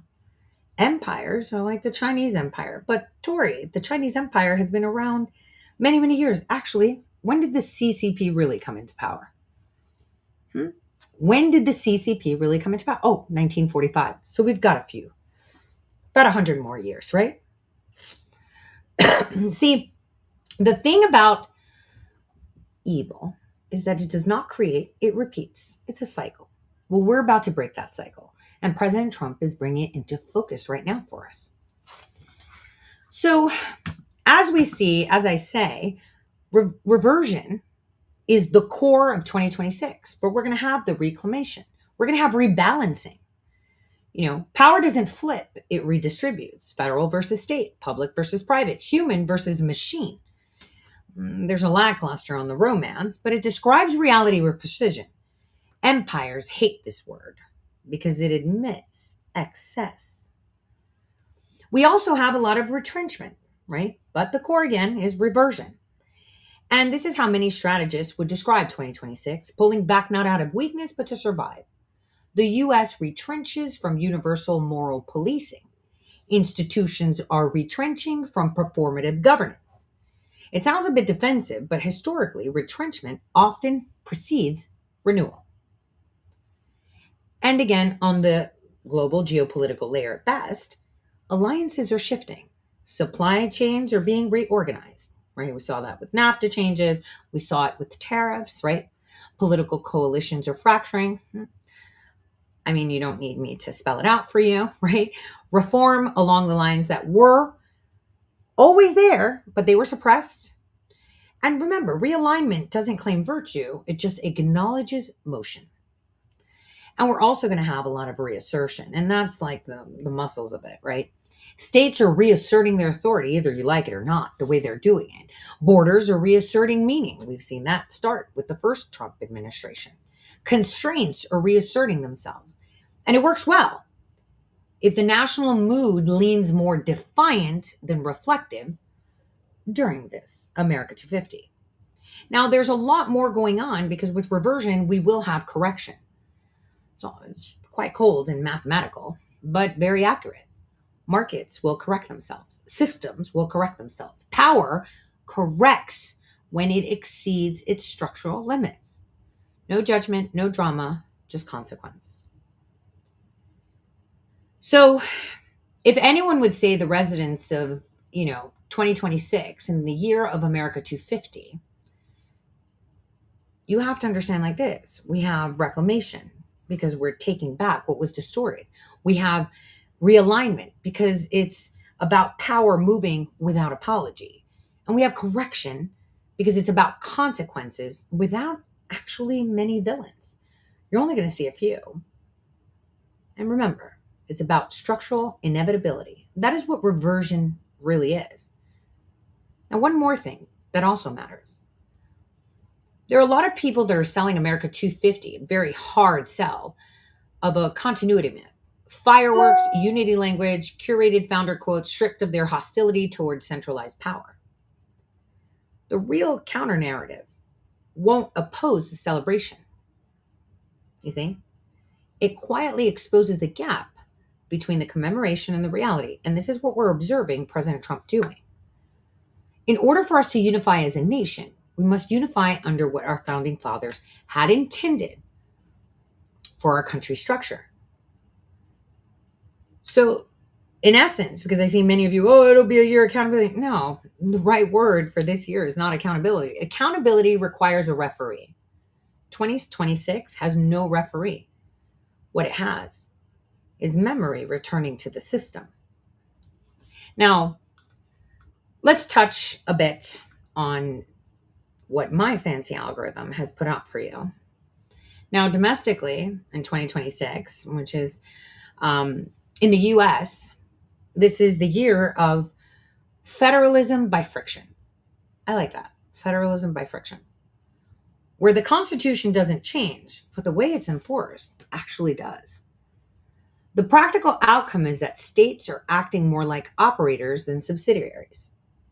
And the probability that you see materially more state-level policy divergence, especially on border enforcement, energy and grid rules, health, education law, and digital governments, is high.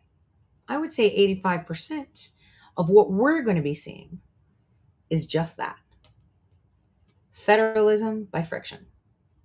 And just so you understand, the reason isn't ideological purity, it's capacity. Because Washington's ability to force uniformity weakens when legitimacy is contested and compliance costs skyrocket. So America 250 is amplifying this because it turns everything into a comparison against first principles. So even the routine disputes get framed as founding versus overreach, which is also increasing the political heat, and it's accelerating this decentralized behavior, which is exactly what we want. So even though it may seem like we may be losing, oh my gosh, President Trump is failing. He's not.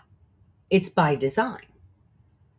We need them to demand their rights, because only then will you rectify. It's going to be a lot easier to evict a governor, a secretary of state, a treasurer, an auditor in your nation, in your state, right? Than it is to take care of it on a federal level. And so it's very important for people to understand this. And once the conversation about elections starts kicking in the summer, that's where we're going to have a lot more federalism by friction. Now, I want you to understand that the probability that, America 250 is becoming like a national identity battleground rather than a unifying celebration is extremely high. Because right now we have a lot of people, and you've heard it before with the lefties talking about it, they're backsliding. That's what reversion is. They want to know why there is reversion back to the original founding father level when, oh my gosh, we've had such progress, right? So this America 250 celebration that is going to be occurring will actually create great division from people that do not want to go back to the way that the things were supposed to be to operate as these United States, but to go back to the era of Bush, Clinton, Bush, Obama. This is what's important. That is the most important, because we see we've rolled back, like I said, people would, those moral virtue things. No more DEI. The states are in charge of their education. You see, President Trump has been doing all of this in increments that you didn't even see, that we are reverting back to what our founding fathers had said would work, which was a massive threat to any empire. Because, hey, they want freedom? Sure, let's control it. But you can't control it if you actually have it in your hands. So what he has been doing slowly is actually doing just that, making sure that when he is no longer in office, that we the people actually have control of our nation. See, that's how it's happening. Very slowly, very subtly, because unfortunately a lot of people have been taken to a point that either they don't believe anything or they're just so hyper-focused into whatever they've been marketed from inside the womb till today to think. And so it's very important that if we actually sit back and look, we can see. Reversion would mean that we institute borders. He's been doing that. He built the wall. He let it last. He wanted to see how the people would respond to it. He reverted on making them more accountable for their state tax dollars and disallowing great deficits like we see in California. They owe billions. He started to give back education to the local. He started to give back the power of educating the children to the locals, right? You and me. We have this $8,000 check. We give it to the school of our choice.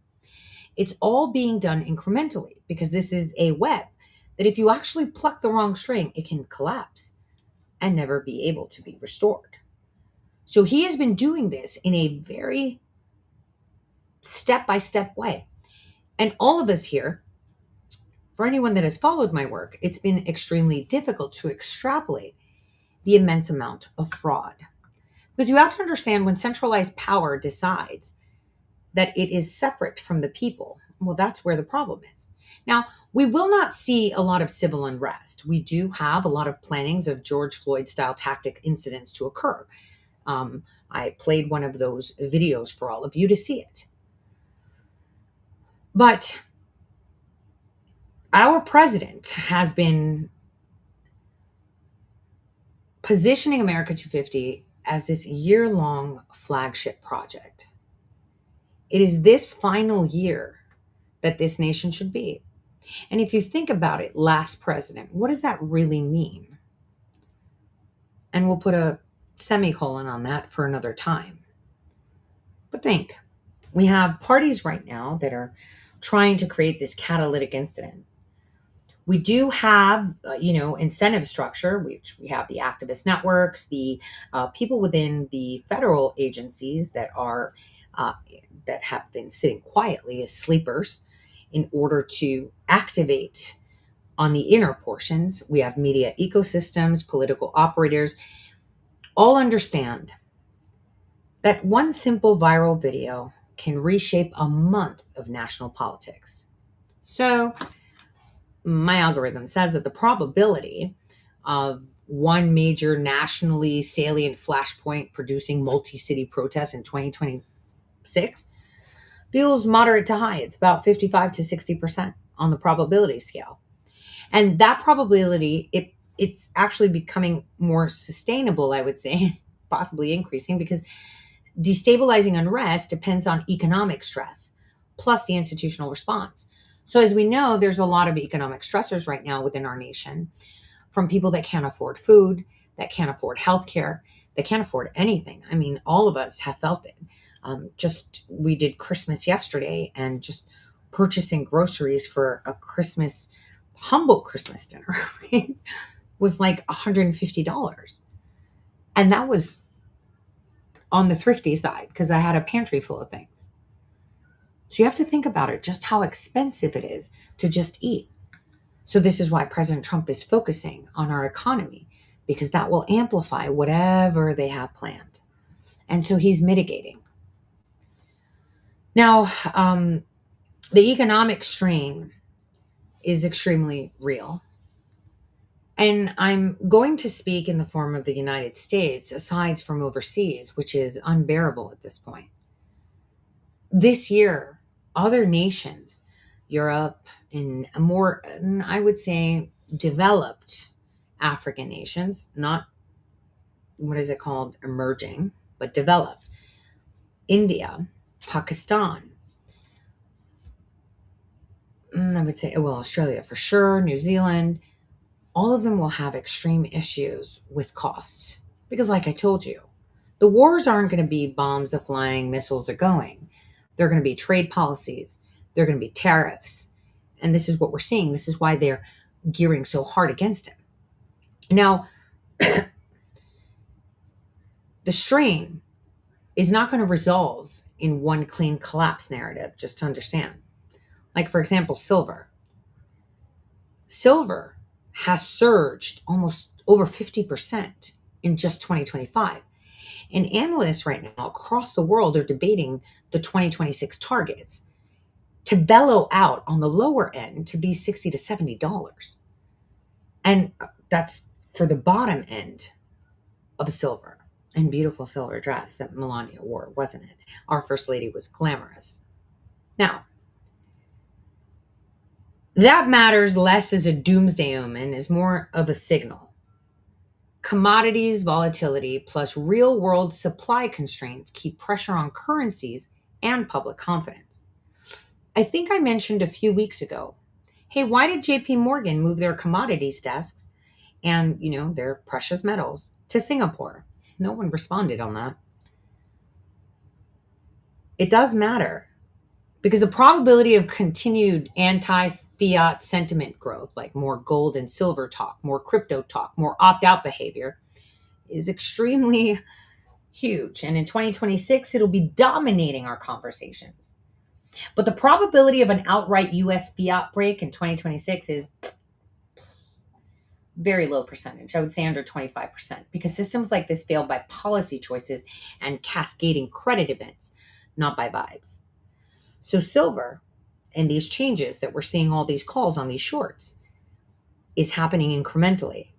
So yes, the Federal Reserve will have some changes, but it's those changes and policy choices and these continued credit events that are going to render them in the future insignificant and obsolete. So I would say that in 2026, as far as our local economy, the United States, it's more about financial policing and sanctions as a tool of statecraft and not less of it. And crypto in 2026 is going to have two tracks. The regulated, which are the allowed rails, I would say, and then everything else. And the probability that regulatory pressure pushes on major players toward compliance-heavy, institutional-friendly structures is extremely high. So, let's talk about XRP specifically. It has a new signature, which is actually visible in the ecosystem right now. And it's a discussion of early work around quantum-resistant signatures on XRPL. And there are proposals related to post-quantum cryptography on it, which, fits this signature upgrade that thing that we're going to be starting to see. So in 2026, the story's not going to be about one coin conquering the world. It's selective adoption where governments and banks pick what they can control and what they can audit. Remember that. Now, in regards to tech in our nations, AI infrastructure. Now, I talked about this, how the IRS is now mostly run by AI, and it was actually implemented over a period of time. it's the most important sub-trend that we have to look, that AI is moving from screens into machines. Now, humanoid robotics is, serious in regards to corporate procurement strategies, right? Like warehouses, factories, security, elder care, pilots. We'll talk about that another time. But that's actually happening. But with Tesla's Optimus and competitors as headline symbols, even the timelines are slipping. We saw Elon Musk just a couple days ago put out that now it'll be more automated to insert, one of his Neuralink chips. So he's going to put chips in everybody's heads, right? And, he's talking about high volume production and more automated procedures, right? And even Reuters reported on those plans. So the probability of genuine 2026 acceleration in brain computer interface and device scaling is like over 65%. But the probability of mass market, like everybody gets a brain chip, you get a brain chip, he gets a brain chip, everybody gets a brain chip in 2026 is kind of low because of regulations, surgical throughput, safety and liability. So it'll move slower than hype. Now, geopolitically, 2026 looks like the year of border effects more than new borders. The probability of former countries and new ones, or formal new internationally recognized borders changing is moderate. I would say 30 to 40%. But the probability of functional borders hardening through trade rules, visa regimes, sanctions, port inspections, cable protection zone, maritime enforcement, well, I would say that's almost a given. That's how maps change without treaties, by enforcement. Now, we're not going to see the UK dissolving in 2026. It's quite unlikely in the legal sense. But eroding power, well, that's happening right now. And you can already see the symbolic layer. The King of England is coming to visit our president in April of 2026, which is kind of tied to the America 250 moment, which is exactly the kind of prestige diplomacy a shrinking empire leans on. Visibility, relationships, deal-making, and pageantry. The UK's strength in 2026 is not territorial influence. It's still finance, intelligence, and alliance brokerage. Now, and I'll delve into this more, but in the Middle East, 2026 seems to be a more managed escalation zone. And, there's a lot of shadow conflicts, strikes, maritime disruptions. We see cyber, proxy warfare, and that's still going to be high on the totem pole, right? We're going to have a lot of that. But the probability of a single decisive region-wide war that forces everybody to pick a side is low, but moderate. I would say 20 to 35%, depending on how Israel wants to respond and how hard they're going to dig their heels in. Now, the bigger 2026 dynamic is economic. Energy routes, insurance costs, AI soft tech that has been implemented by China into other nations, especially Africa, and a lot of sanctions enforcements. We're going to see a lot of that. Now, one thing that I really want to talk about, and I'm going to, hone in on, is a few years ago, many years ago, I told you how Burkina Faso came into existence. Barack Hussein Obama's mother, Stanley Ann Dunham, along with Peter Strzok's father, Peter Strzok Sr., were CIA agents, and they had created the dynamic in Iran that has been in effect since the late 70s. In addition, right after that, they pivoted to take down the nation of Upper Volta. Upper Volta was taken down by those two, and obviously the rebels within the nation. And Burkina Faso came to be. It wasn't Burkina Faso where Ilhan Omar was when she signed her divorce too. I seem to remember. Now, why is that important? It was only a short year ago that Burkina Faso saw a new leader arise. A new leader that evicted French and US money. If you remember, that young man said, "We don't need your money. Our country is wealthy, and we shall struggle a bit, but we will be sovereign and independent." What was it when Victoria Nuland came? He said, "Take this fat bitch out of here," or something, right? Remember when she came to give him some federal tax dollars and say, "We want to bring you democracy." And he said, "Go pound sand, you fat bitch." Remember? And she was embarrassed? Yes. You remember that. Well, let's take a look at what's really going on in Africa right now. Hold on. Let me get this video up for you guys. I think you're going to enjoy it. Here we go.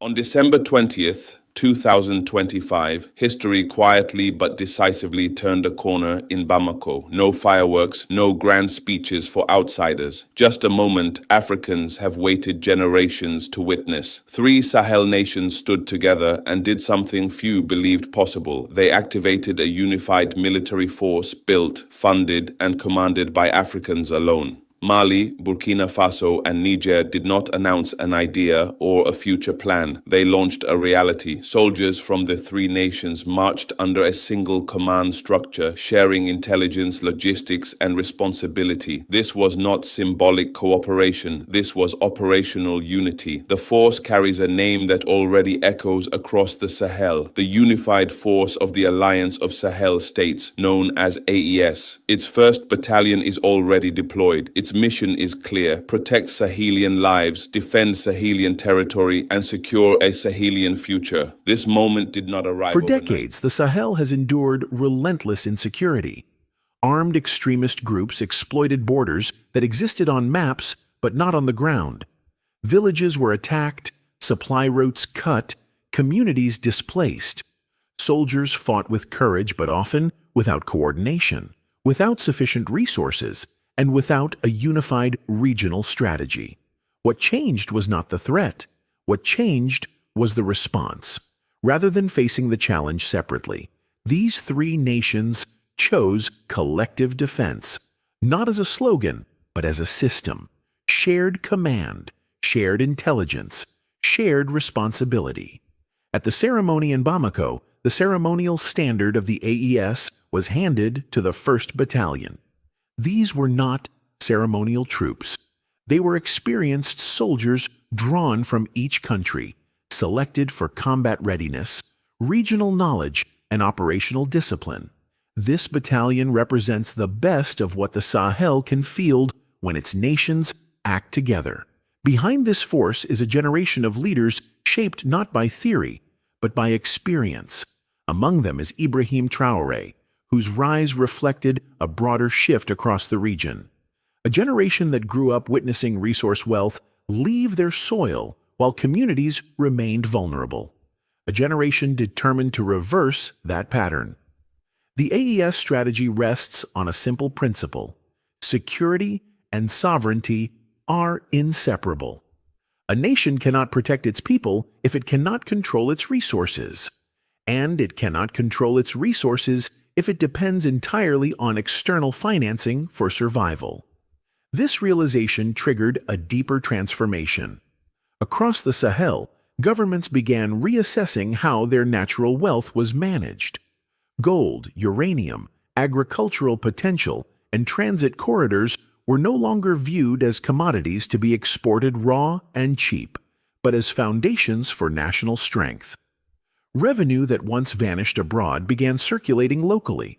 Mining operations were restructured. Refineries were developed.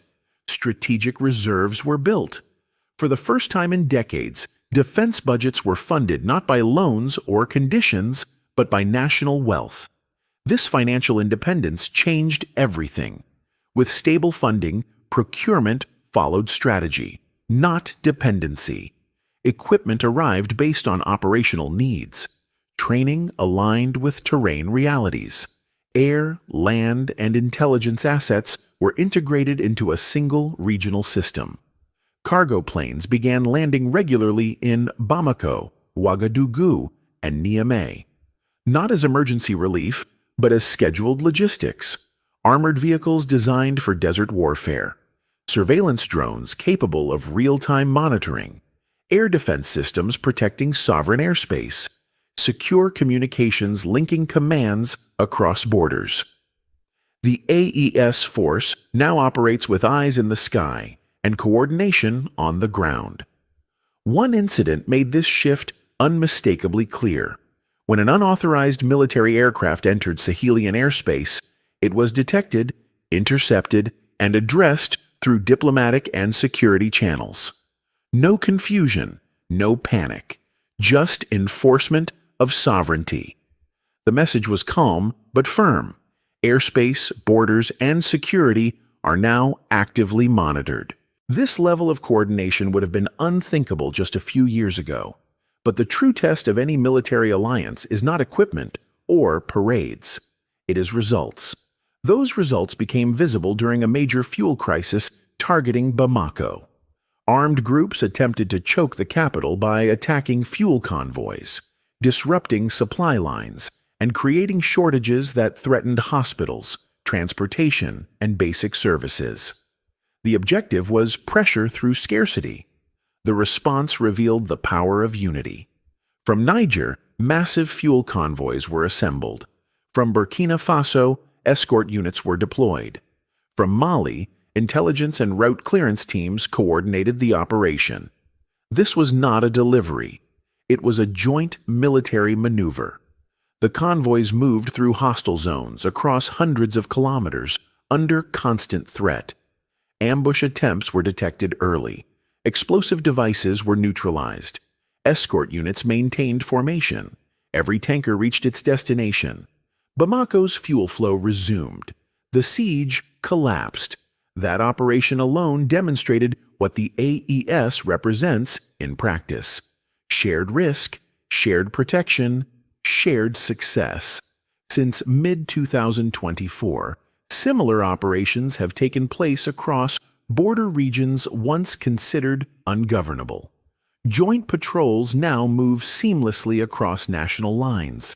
Intelligence is pooled, not siloed. Targets are tracked regionally, not locally. Several high-profile armed group leaders have been neutralized. Supply routes once dominated by militants are reopening.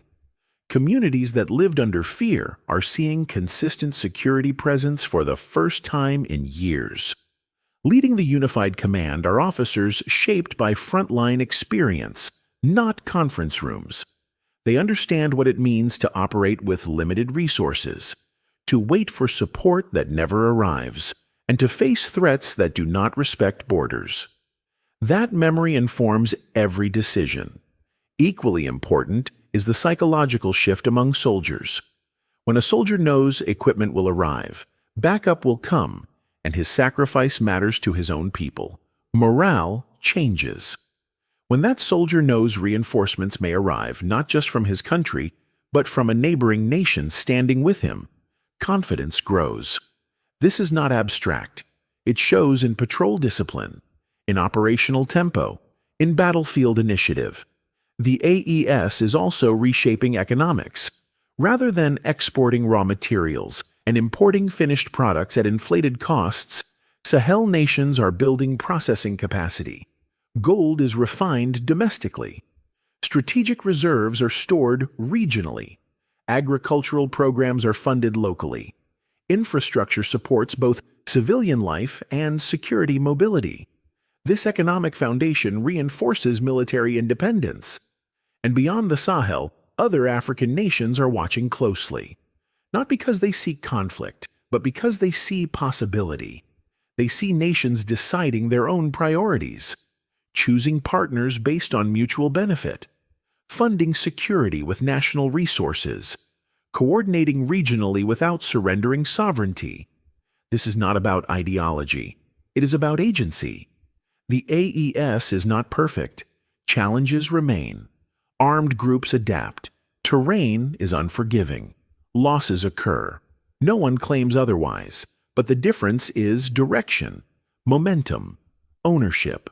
For the first time in generations, Sahelian security is being shaped in Bamako, Ouagadougou, and Niamey, not elsewhere. December 20th, 2025 matters because it marked the end of waiting. The 1st Battalion is operational. More units are training. Equipment continues to arrive. Coordination deepens daily. The Sahel is no longer reacting. It is shaping outcomes. Across the region, citizens are noticing something subtle but powerful. Stability is no longer promised. It is being built. Communities are reopening markets. Transport routes are recovering. Investment discussions are returning. Hope, once rare, is reappearing. Africa's resources were always there. Africa's soldiers were always capable. Africa's vision was never absent. What was required was alignment of will, leadership, and purpose. The Alliance of Sahel States has provided that alignment, and as this unified force continues to mature, its impact may extend far beyond the Sahel. It offers a living example of what African cooperation can achieve when driven by shared interest rather than external expectation. One force.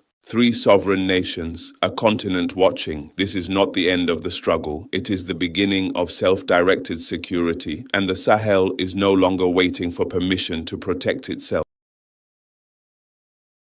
If you guys remember, many years ago, I told you when Africa comes into focus, this is where it all goes down. It just so happens it's now. Now, there are a lot of questions, but let's take them one by one.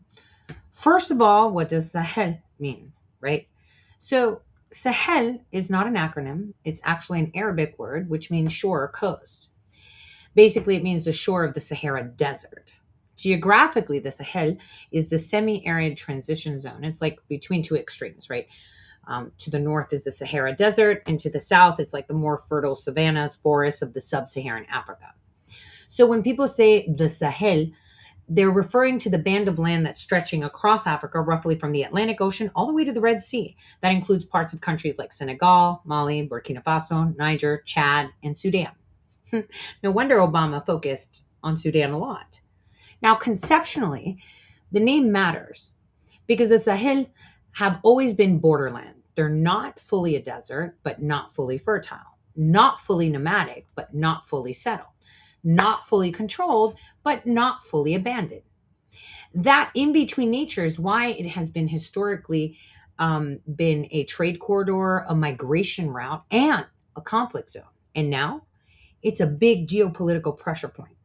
So when the Sahel governments talk about sovereignty, they're not just talking about modern borders, okay, because they've got those. They're talking about control over space that has always been contested by climate, by empires, by traders, by states, by insurgents, by global powers. That's basically what it is. And so I know there were acronyms being used by this AI-generated report. One of that was the Alliance of the Sahel States. Now, that is a formal political military alliance that was created by Burkina Faso, Mali, and Niger. If you remember, Chad is coming into the mix. Now, we talked about it about 2-3 years ago when it happened, and I had extensive shows on it, because these countries currently are governed by military-led governments that came to power through coups between 2020 and 2023. Now, the Alliance of the Sahel States was officially announced on September 2023, and it was actually further operationalized through 2024, and as we know, December 20th, 2025, it was the launch of a joint military force, right? And so the AES is significant in not just that it exists, but why it exists. So the AES was created as a sovereignty pact. It's like the logic behind it was that these 3 nations, because Chad is still kind of like, I don't know, man, because they still have people in there, right? Those 3 member states, again, aren't the European nations called member states? And weren't our colonies member states that were colonies and then just became states because they're members of the United States? I hope you're picking up what I'm putting down. Well, they believe that the existing regional and international security architecture, particularly ECOWAS, which is, ECOWAS, France, and broader Western military involvement, had failed to stop jihadist insurgencies while simultaneously limiting their autonomy. So in their view, and rightfully so, they were bearing the human cost of war, while these external partners, like this is why they kicked out Victoria Nuland, they were controlling strategy, timelines, and the political conditions. So AES is both the security alliance, but also political rupture. Structurally, the AES has three core pillars, right? First, they have a collective defense. An attack on one member state is formally treated as an attack on all. This is kind of mirroring what NATO does, as far as their language, right? But the intent is regional self-defense rather than global projection. NATO's global projection, their regional defense. Second pillar is the joint military operations. The alliance is committed to creating and deploying a combined force, kind of like our military. All our states give men and women, and they work together for the interests of all the nations. States, member states, colonies, whatever.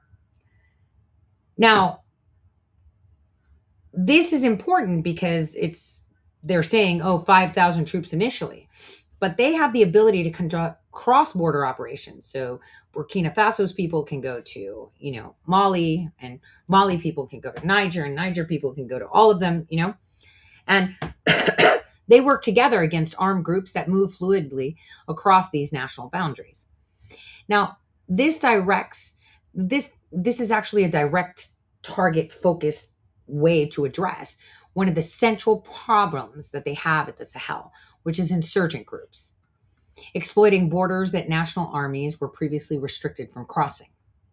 Now, if you remember, Ibrahim had said that they were very upset that there were insurgencies that were actually funded by, they were actually funded by these nations that have decided to take care of their country. But while they're taking care of it, they were excavating diamonds and gold and oil. So when France was like, oh no, you have all these jihadists, oh me, oh my, let me save you, I'll send my troops. The troops went in there and then they were building oil wells and mining. And they're like, what are you doing? We're protecting, but at least, you're going to get some of this. We're just like doing stuff. And I'm just making it very pedestrian so you understand where this is coming from. So this is exactly why they created it. So politically, right, this was done for that reason. Now, the third pillar is strategic autonomy. Now, AES explicitly positions itself outside of Western-led security frameworks. This includes it withdrew and froze cooperation with ECOWAS mechanisms. What did he call her? Did he call her fat pig? I think he called her a fat pig, right? Right? They expelled and refused Western military forces. And they sought alternative partner for arms, training, intelligence, and logistics. And this is where Russia becomes central, because Russia has publicly pledged support for the AES, including training, arms supply, military cooperation. So this relationship has evolved from the earlier Wagner Group involvement toward a more formalized Russian state-linked structures, often referred to Africa Corps, right? So for AES governments, Russia represents a partner that does not condition support on elections, human rights frameworks, or civilian timelines, which aligns with their immediate survival priorities. So basically, when we would go in there, Nuland would be like, okay, well, we're going to give you protection and stuff, but here's what we need. So you have to make sure that this person is elected, and we want this kind of stuff there. And for human rights stuff, you're going to do what we say and let us open up these schools. And you're going to implement this because we're bringing democracy in exchange for us protecting you. And they were like, wait, but you're bringing all this and we're giving you this, and then you're going over there doing this. And then suddenly all these weird, mercenaries appear and they're attacking everyone and killing our own people. And you're like, we'll take care of it. But while you're taking care of it, you're raping our resources. I don't think so. That's exactly what has been going on. And this is typical colonialism. We saw the United Kingdom, the British Empire did that. The Roman Empire did that. It's like a constant thing. And this is why they're called the Dark Continent too. Now, another thing that you have to understand with Russia is that, politically, the AES functions as a mutual regime insurance. So, these three governments, they're facing internal legitimacy challenges and international pressure. But if they're acting together, and you've got three nations now with a lot of fucking square footage, it actually reduces the risk of them being isolated It increases their ability to bargain with external actors, and it also creates this shared narrative of resistance to neo-colonialism. Economically, this alliance began by discussing, coordination of resources, infrastructure, trade, though this remains far less developed than the military side of things because security comes first. Economics is secondary for now because, as we know, we still have remnants within their nations that has developed into destroying them. We have seen it. And they're consistently doing it, trying to overthrow them. There have been over 17 assassination attempts on Burkina Faso's leader. And these are all Western driven. Okay. So it's extremely important for us to understand that this is a big deal. Because even though the AES is not a direct military threat to the United States, it's a strategic complication per se, which we're not really bothering with because they do deserve the right to be independent, and we see that. But the only thing it threatens is U.S. influence architecture in Africa, which is a race we lost already, thanks to Obama and the Clinton regime and the Bush regimes, right? Because we allowed China and Russia to penetrate China more than anything. So, particularly the post-Cold War model built around ECOWAS, the French security leadership, the U.S. counterterrorism partnerships, and the conditional aid, well, that's all potato now. That's what is threatened. And some of that stuff has, disappeared. So from a narrow U.S. security perspective, right, there's three competing effects. Counterterrorism, right? The AS military coordination actually reduces jihadist operational space in the Sahel. So that objectively is beneficial to all of us. They have actually taken down jihadist operations by being independent. The Sahel has been long-running incubator for groups like Al-Qaeda and ISIS. The U.S. priority has always been containment, not governance reform. And AES is seeming to succeed where Western-backed frameworks actually failed, which then also gives more credence to the facts that Western-backed nations were funding such terrorist groups. And we, as a nation, benefit even if we don't like the politics. And that's the pragmatic reality. Now, the second issue that we as a nation, as the United States have, is the Russian footprint expansion. Now, this is a real concern because AES deepens Russia's role in training, arms supply, intelligence sharing, and internal security across a strategically important region, right? That doesn't make AES anti-American by default. I think actually Ibrahim has said that he really respects and likes President Trump and our nation under such leadership. But it does create an alignment environment where U.S. access, visibility, and influence is pretty minimal. So the risk here is not Sahelin armies turning against the U.S. or anything, but Russia gaining durable leverage over airspace, mineral access, logistic corridors, and political decisions in West Africa. But here's the thing. The way that they are actually doing deals is that there is no political influence. There are no strings attached with elections or negotiations with Russia. So it's purely transactional at this point. So, they're actually quite smart in the way they set it up. Russia's like, hey, you guys want weapons? I'll sell you weapons. They're like, yeah, sure. What's your catch? And no catch. I'll sell you weapons. I'll train you and you pay me. Okay. Now, how they pay them? Could it be in resources? Nobody knows. But the thing is that this is how they're operating right now. Now, another thing that we should think of in this sense is that, it is beneficial in the sense that AES is actually degrading jihadist networks. The U.S. maintains intelligence channels in deconfliction, and the United States avoids forcing AES states into hard Russia versus U.S. binary. We don't need to do that. It's going to be harmful for us if Russia's security dependence becomes irreversible. But the thing is, they haven't implemented Chinese AI yet, nor Russian AI. They're not at that point yet because within their own governments, they're struggling with the legitimacy. There's a lot of things about people talking, oh, what about human rights abuses? Like that happened while the West was there. Now we're seeing less of it. But on the other hand, we're seeing less reporting too. Now, AES would be a little bit harmful if it becomes diplomatically isolated and economically brittle, creating chronic instability. But here it is. AES is a warning signal, not an enemy. It tells us, our nation, that influence can no longer be maintained through legacy institutions alone. That sovereignty rhetoric now beats development rhetoric in many regions, and that security outcomes matter more to partner states than alignment optics. So if we handle this quite badly, AES becomes another arena ceded to rivals. Handled pragmatically, it becomes a case study in how the US adapts to a multipolar world without needing to dominate every node. And this is important because, China's not being excluded on this, right? But it's not the primary security winner either. What's happening is more nuanced. China is gaining economic and diplomatic footing in that region, while Russia is gaining security footing.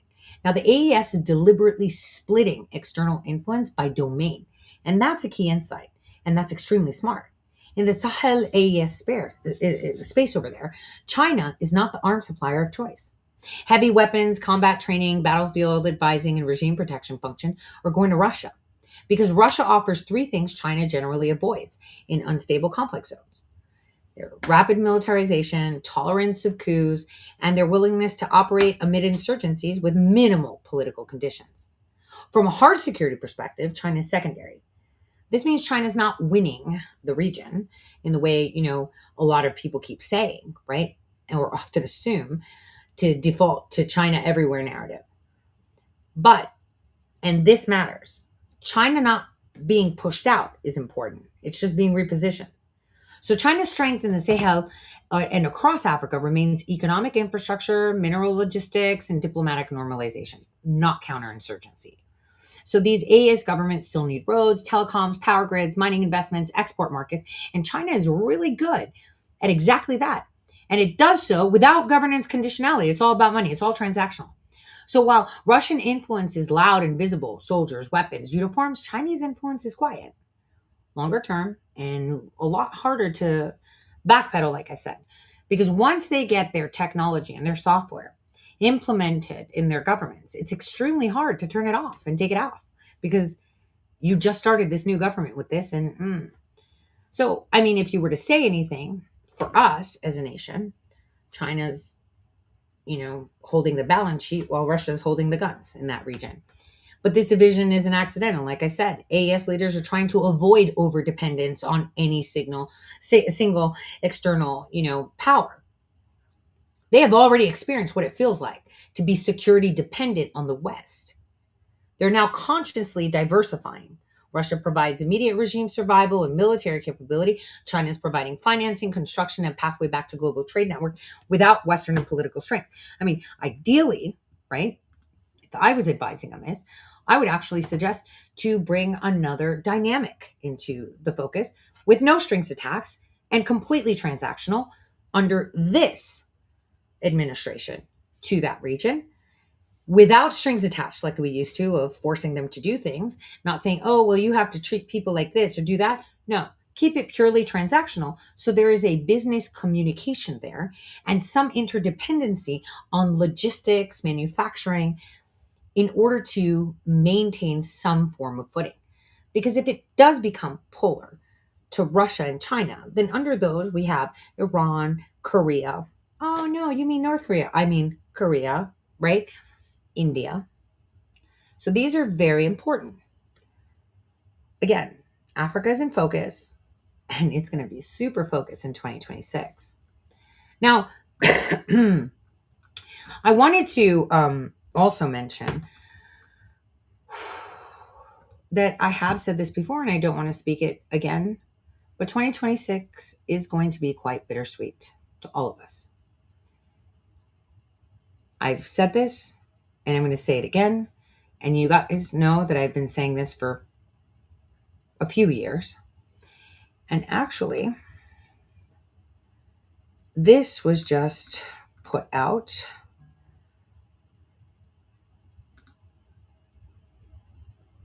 And it's not that, but I think people are starting to listen a little bit more.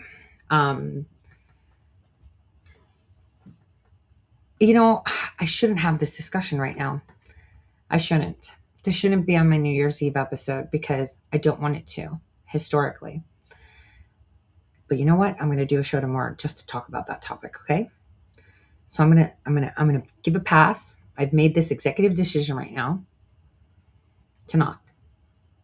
I'm just gonna take it a step back. I really did want to talk about it though. I did want to talk about it, but I won't. But I will show you this video about behind the creation of the AES. Take a listen to this. This is from Al Jazeera. They left ECOWAS saying it's influenced by foreign countries. Now, Niger, Mali, and Burkina Faso have set up their own bloc, calling it the Alliance of Sahel States. But what's behind their new agreement? And what impact will it have on the wider region? This is Inside Story.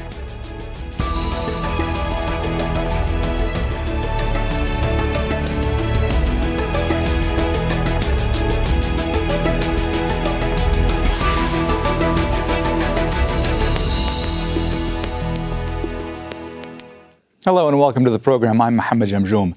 Mali, Burkina Faso, and Niger have come together to form the Alliance of Sahel States. Each is ruled by a military junta, and that's led to a split from the larger West African regional bloc, ECOWAS. The three military rulers have pledged to support each other against outside threats and internal security challenges. But can they find success by going it alone? Or will a divided Sahel region make regional challenges even more difficult to tackle? We'll bring in our guests in a moment, but first, this report from Fintan Monahan. Three leaders united in their isolation. Niger, Mali, and Burkina Faso have announced their withdrawal from ECOWAS. That was after the West African regional bloc suspended them, citing their recent military takeovers. The three nations signed a security agreement last year to come to each other's aid in case of armed rebellion or foreign intervention. On Saturday, they held their first meeting in Niger. Our people have turned their backs irrevocably on ECOWAS. It's now up to us to create the Alliance of Sahel States Confederation, the AES. It's an alternative to any artificial regional grouping by building a sovereign community of peoples. In 2021, Mali's military overthrew the civilian government and seized power. That was followed by a coup in Burkina Faso in 2022. When Niger's military followed suit in 2023, ECOWAS threatened a military intervention. The three states banded together, saying an attack on one would be considered an attack on all. The military leaders of the newly formed Alliance of Sahel States say they plan to work together to confront armed groups. The past year has seen hundreds of attacks across the region. Thousands are dead and millions are displaced. Previously, these states had relied on France and the United States for military support. But relations have soured on accusations France is interfering in their internal affairs. French and American troops have been ordered to leave, and the three nations are now increasingly turning to Russia. Africa is a continent that has suffered and continues to suffer due to imperialists. These imperialists have but one cliché in their head. Africa is an empire of slaves. That's how they view Africa. For them, Africans belong to them. Our land belongs to them. They've never been able to change their ways. ECOWAS is also fighting some of the same armed groups. It's seeking to form a dedicated security force, and it's also trying to bring Mali, Niger, and Burkina Faso back into its fold. It is believed that we cannot fight terrorism alone or while others are not participating. That is why the Commission proposed to the authority, through, of course, the Council of Ministers, that although countries might be under suspension, they should be allowed to take part in meetings relating to security as well as in sectoral meetings. The military leaders of Mali, Niger, and Burkina Faso are relying on each other to remain in power. The test now is whether they can split from the rest of the region while still confronting common security challenges. Fintan Monahan, Al Jazeera for Inside. As you can see, they're extremely upset that they don't want to be part of it. How are we going to fight terrorists? Well, they don't have a jihadi problem anymore. So I guess maybe the problem was ECOWAS in the first place. And this is starting to come to the surface. Remember when COVID happened and they sent that pawpaw fruit and goat sample and they came back with COVID positive? Yeah, Yeah. Right? Yeah. They took the leader out in a short time right after that. So let's move on to another continent. Let's go to Latin America. I'm telling you what's happening in 2026. Now, we see the Bukele model is continuing to export as an idea, even if it's being criticized by people as a civil liberties disaster, because it's kind of on the line. But the probability that more leaders are attempting a state of exception or militarized anti-gang governance in 2026 is pretty high. It's over 50%. And Colombia is plausibly on the front line in 2026 because of elections plus security deterioration. So the probability that Colombia's 2026 cycle is marked by elevated violence and armed group interference is super high. So we're going to see that. And even though Venezuela for many years has been a solid oil partner with the United States, well, we'll touch on that separately. We'll do a whole show just on Venezuela, kicking back to 2018, when I told you all about Venezuela and how President Trump spanked the crap out of China and they put their tails between their legs and ran off with a $60 billion deficit. Now, Somaliland. Let's go back to that. Now, President Trump has not declared Somaliland as an independent state, but Israel did. And Israel today and yesterday admitted that they were behind the Somali targeted thing, right? And we saw all the influencers that they invited. Remember when Netanyahu said, hey, I'm training all these US influencers, blah, blah, blah. You know, you saw all of them come out and start making the Somali memes and I'm the captain, right? You remember that. There's a reason for that. You see, because that's going to anger the Somalis. But if the United States doesn't like the Somalis, then maybe they can pressure the United States to say, no, make them matter and identify it too, so we can send all the Palestinians there. Now, Antarctica is really quiet, but the probability of Antarctica becoming a louder political topic, you know, we kind of touched upon this a few times, but technology, quantum technology, is required to use a lot of electricity and it generates a lot of heat. Therefore, this is why the superconductor factories, for example, well, I shouldn't use that as an example. It's not very accurate. But let's just say in a place that it's always cold, functions a lot better. So we're going to hear a lot about Antarctica this year. But also aliens. Can we touch that for a second? Aliens. Because, you know, as I said, the internet seems schizophrenic. We have a lot of people with all their theories out there rather than focusing on the actual facts and the tangible things that we have. But we can talk about aliens for a second. Because it's been verified in Congress. Yes, we have non-biological entities, which does not mean aliens, because aliens are supposed to be biological if they're reptilians or whatever you want to call them, right? But they're talking about non-biological. Let's go to the three-body problem, huh? But it's been publicly confirmed that extraterrestrial contact has, you know, been happening. But the probability of a lot of alien hearings, leaks, competing, you know, like the people are going to be competing on narratives and ambiguous footage is quite high. And that's more so to cover our stealth technology. But I should say this. If I were to be forced to compress 2026 into one overreaching forecast sentence, I would say this. 2026 is the year legitimacy becomes more expensive than enforcement. And when legitimacy is expensive, power migrates downward to the states, sideways to the corporations and networks, and inward to the private systems people trust more than public ones. Now, that's a very dangerous little, you know, thing to teeter-totter on. And this is why it's important that we balance it. So on that, it's January. And 2026 is no longer something we speculate about, but it's here. It's not approaching, not looming, it's here. Which means we've crossed a psychological threshold that matters more than any other calendar date. Because 2026 isn't just another year. It's a mirror year, a reckoning year, a year where the old rules don't loudly collapse, but quietly stop working. And that quiet matters. For years now, we've lived inside overlapping crises, political, economical, technological, spiritual. And what's strange is not that they happen, but that we actually survive them without resolving any of them. We normalized emergencies. Our hair's on fire all the time. It's like a dumpster fire. And, that my favorite meme is that little dog sitting at the table with his coffee and it's on fire everywhere and says, everything's fine. This is exactly it. We normalize the idea the systems could fail forward indefinitely without consequence. 2026 is the year where that normalization ends. Not through catastrophe, but through friction. This is also America at 250.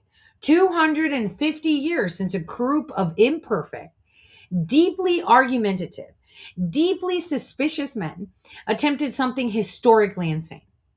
A nation not built on bloodline, not on empire, not on divine right, but on restraint.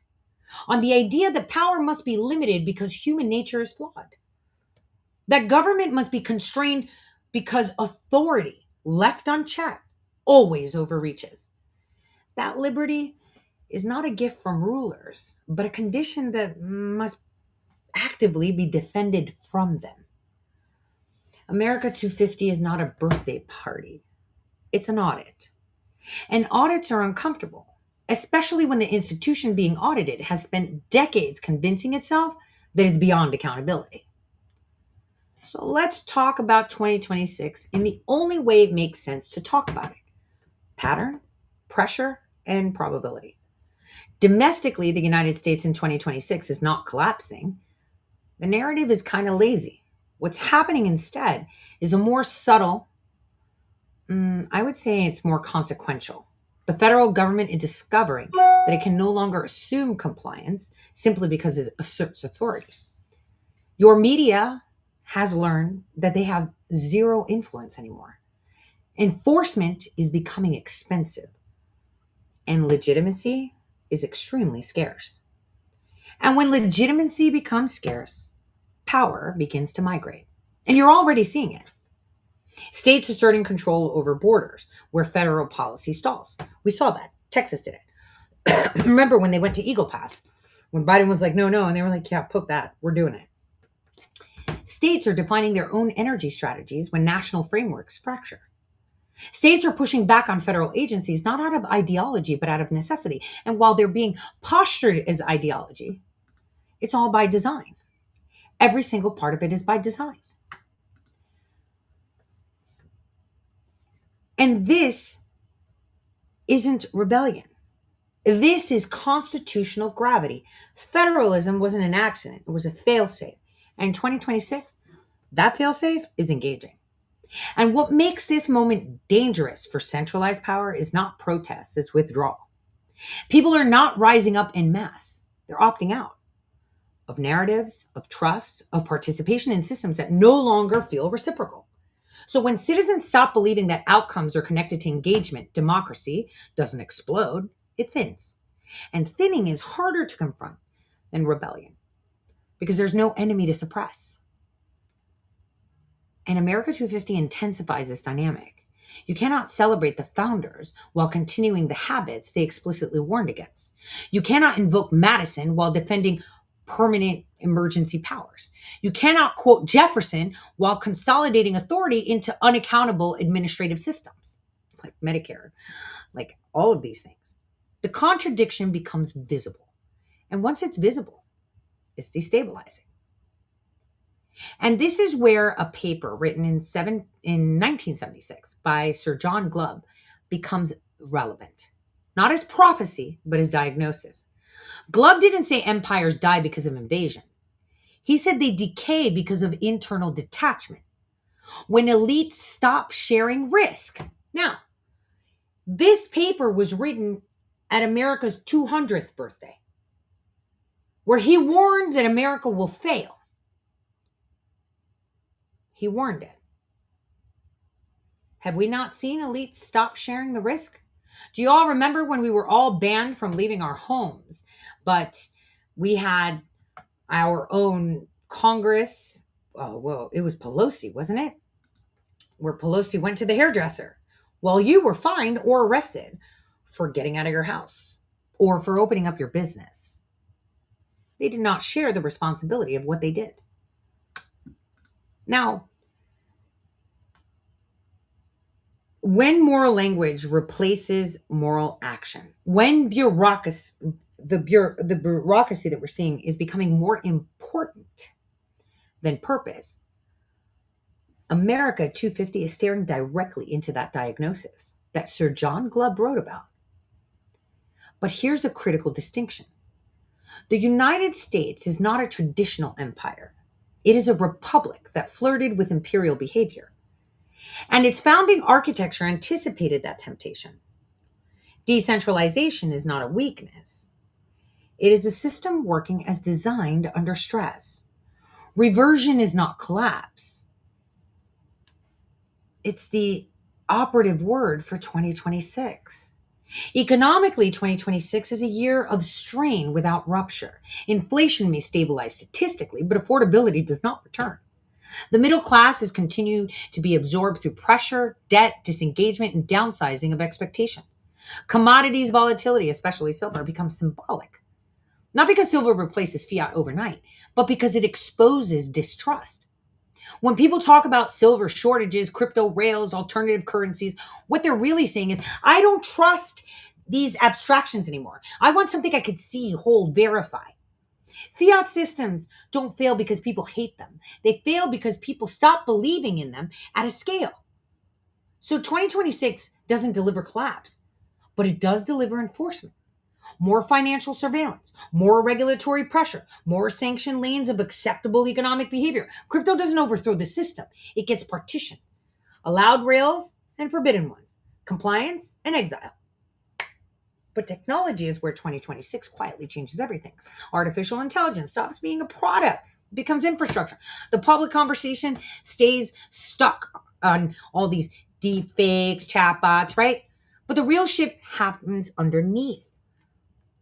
It's in our logistics, the intelligence triage, the financial risk modeling, like all of that. Because it's fast, not because it's ethical. And latency is our enemy because we as humans are latent. And the real inflection point is embodiment. AI leaves the screen and enters the physical world. Robotics is becoming labors. Drones are becoming normal. Surveillance becomes ambient. Tesla's Optimus isn't about humanoid novelty. It's about precedent. Neuralink isn't about enhancement. It's about interface. Even if mass adoption is years away, the psychological line is crossed. The human nervous system is no longer sacred territory. It's now a platform. And they're making it understandable to you and digestible by putting chips. You don't even need chips. Everything's Wi-Fi. But this is where the real economic battle lives. Not between nations, but between models of control. Hard AI versus soft AI. Physical dominance versus cognitive shaping. So the United States remains dominant in hard AI, compute, chips, defense integration. China continues to excel in soft AI, population, scale data, behavioral modeling, social integration. These are not mutually exclusive strategies. They're converging. And 2026 is where this convergence becomes undeniable. And as I said, globally, borders aren't going to change on maps in 2026. They change in practice. The United Kingdom's not dissolving, right? But it's thinning. The Middle East remains a theater of managed escalation. Latin America experiments with authority. El Salvador's model is like booming. Taiwan remains the most dangerous ambiguity on earth because we're all pretending it's not China. It's like recognition, right? Ooh, we recognize Somaliland. Everyone's like, what the fuck? No, you're not. And it's like, what? Yeah, we're recognizing it. And that's the way Taiwan is. Taiwan's not being recognized by everyone, but just some people. And it's like, why are you recognizing it and not others? This is weird, right? It's just weird.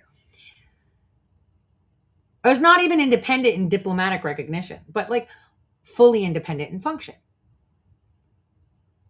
And it's not like exactly like Puerto Rico, right? But kind of is because it's not a nation state either in a traditional sense. So China is not invading, okay? It doesn't even have to. Pressure replaces force. And it's more optics. It's already part of China. You know, Antarctica is going to become louder and more visible, but not really visible. We're going to have an increase in science stations there. Logistics are going to become leveraged. Treaties hold barely. I mean, Iran just went there and said, we own all of Antarctica. Remember when he made that declaration and everyone was like, okay, Remember how we discovered 7,000 islands off the coast of Japan, and everyone was like, so, and it's like, wait, stop. It's when was that? 2023, 2022? I don't even remember the year, but it just happened a few years ago. And I was thinking, oh, okay. So they found 7,000 new islands, and to be classified as an island, you're supposed to have a population on there, right? You have to be able to have a population on this floating rock to be classified as. They found not one, not two, not 7,000, and no one batted an eyelash to say, wait, so we've had geography wrong all this time? Like nobody thought about that? And this is how dumbed down the people are. We're so busy fighting stupid narratives because I see them all the time, even in the chat feed, where people are talking about this and talking about that. It's like, stop. Focus on the things you can touch, you can feel, and you can see. Everything else is just noise. Try to center yourself and trust your gut a little bit more. Stop going off of, well, you're like that flailing thing that I said, that when there's so much out there, so much chaos, it's like you're falling through this hole. And the first thing that seems solid that you agree with, you grab onto it and you're like, that's the truth. Finished. No, that shouldn't be it. It should not. And aliens, they remain unlikely, but ambiguity persists because ambiguity serves power, it distracts, it diffuses, and it keeps people guessing instead of organizing. So, you know what? Actually, let's watch a video on that. How about that? We should watch a video from one of my favorite news stations, WION. All right, now this special comet came from a different star system. It swept past planet Earth in complete silence. But even now, it refuses to behave like any comet that we have known so far. We're talking about the 3I Atlas. There are some new pictures that are revealing something really weird, which is baffling astronomers and also amateurs alike. Take a look at this report. It's racing through the cosmic void, a blazing visitor from another galaxy. NASA says comet 3I Atlas is now closing in for its closest pass by Earth. What does the tail tell us about the possibility of this being technology rather than a comet? The anti-tail, the jet that we see, which is 10 times longer than it is wide, stretching out to about 1 million kilometers. We've never seen anything like it before. I mean, when people look superficially at the images of 3I Atlas, they say, oh, look, there is a tail. But you have to realize where the sun is located relative to 3I Atlas. And it's not a tail, it's an anti-tail, meaning that it's not being stretched away from the sun by radiation pressure or the solar wind. Instead, it's actually pointing towards the sun, and it goes out to 1 million kilometers away from the object. So that's bigger, that's a few times bigger than the distance to the moon from the Earth. Just imagine a jet coming from the Earth and going a distance that is bigger than the distance to the moon. That's the jet we are witnessing. And it's not the standard cometary tail, it's an anti-tail. And not many astronomers are actually trying to explain it. They say it's a comet, but then how do you explain the anti-tail? We have to come up with a reason for it, and we have to explain why it's so tightly collimated, 10 times longer than it is wide. And why is it also persistent? Because previously the object was facing the sun from one pole of its rotation axis, call it the North Pole, and now as the object is receding from the sun, there is an anti-tail coming from the South Pole, the other side of the object. And why would there be a pocket of ice symmetrically exactly at the poles, and why would you get it to produce a collimated jet like that, like a beam of particles coming out of it? These are questions that were not addressed by any of the comet experts. Do you guys remember that show I did on dust bunnies, space dust bunnies? Kind of reminds me of this, doesn't it? Let me look at the chat because I can't put it up. Do you guys remember the dust bunnies where it was coming and then it did a 180 turn and they were like, yeah, it's just like space dust. And you're like, okay, but how does it do like a 180 and go back on itself? Like that doesn't make sense. I did a whole show a few years ago because this is exactly what he's describing. The whole, hey, it's going this way, but then it's doing this.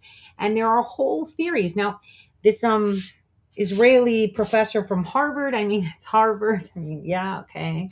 But who knows, right? Because no one really wants to talk about this. And I guess the Indians do and other people do. So let's take a listen and kind of see, is this technology through Body Bubble? Let's go. The press conference of NASA, for example, they haven't discussed anomalies like that, or the alignment of the trajectory of 3I Atlas with the plane of the planets around the sun.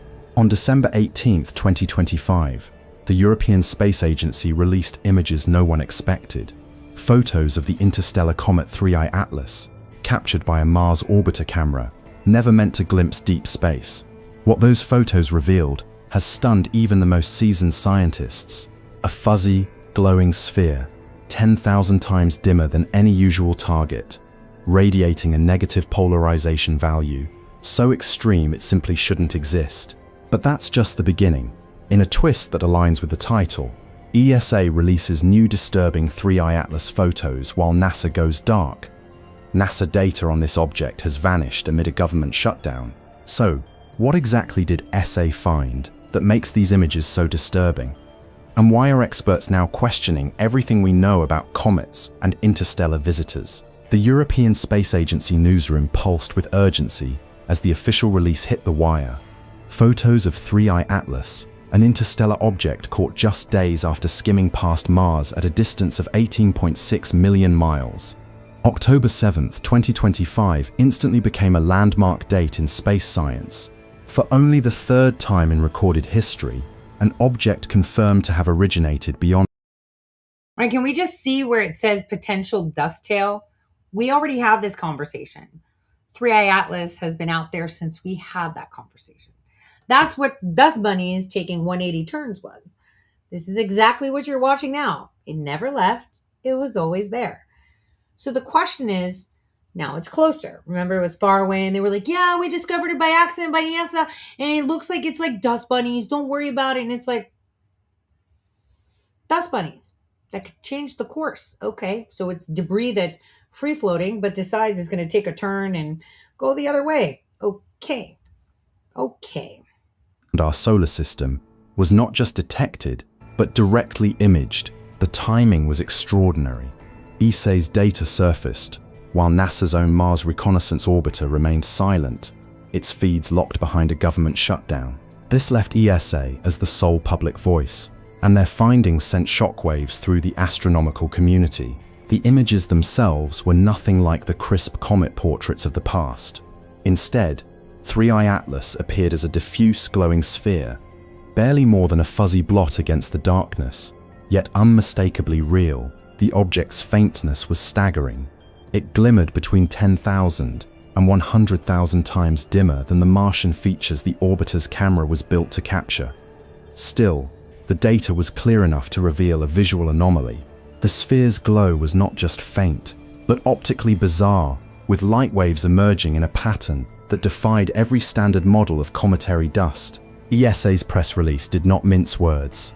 The agency confirmed that the negative polarization measurement, how the light scattered off the object, reached a value of mean of 2.77%. This number immediately stood out to experts, since no comet, asteroid, or interstellar visitor had ever shown such an extreme reading. In the words of Dr. Lucia Benito, the mission lead for the orbiter's camera, the level of polarization simply shouldn't be possible in comet science. We rechecked every filter, every angle. The statement echoed across newsrooms and research labs. Something about 3I Atlas was fundamentally different. Within hours, debate erupted among planetary scientists and astronomers worldwide. The object's sheer rarity was enough to draw attention. After all, only two other confirmed interstellar visitors, Oumuamua in 2017 and Borisov in 2019, had ever been tracked entering and leaving the solar system. But 3I Atlas set itself apart, not just by its origin, but by its mass, its optical signature, and the circumstances of its discovery. For the first time, a comet-like body from deep space was being observed in real time as it swept through the inner solar system, with every available instrument trained on its path. The urgency was not just scientific, but public.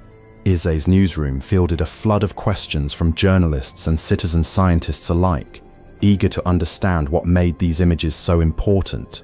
As details emerged about the technical hurdles and the unprecedented nature of the detection, the focus shifted from the mere fact of interstellar arrival to the deeper question of what exactly had been captured in these ghostly frames.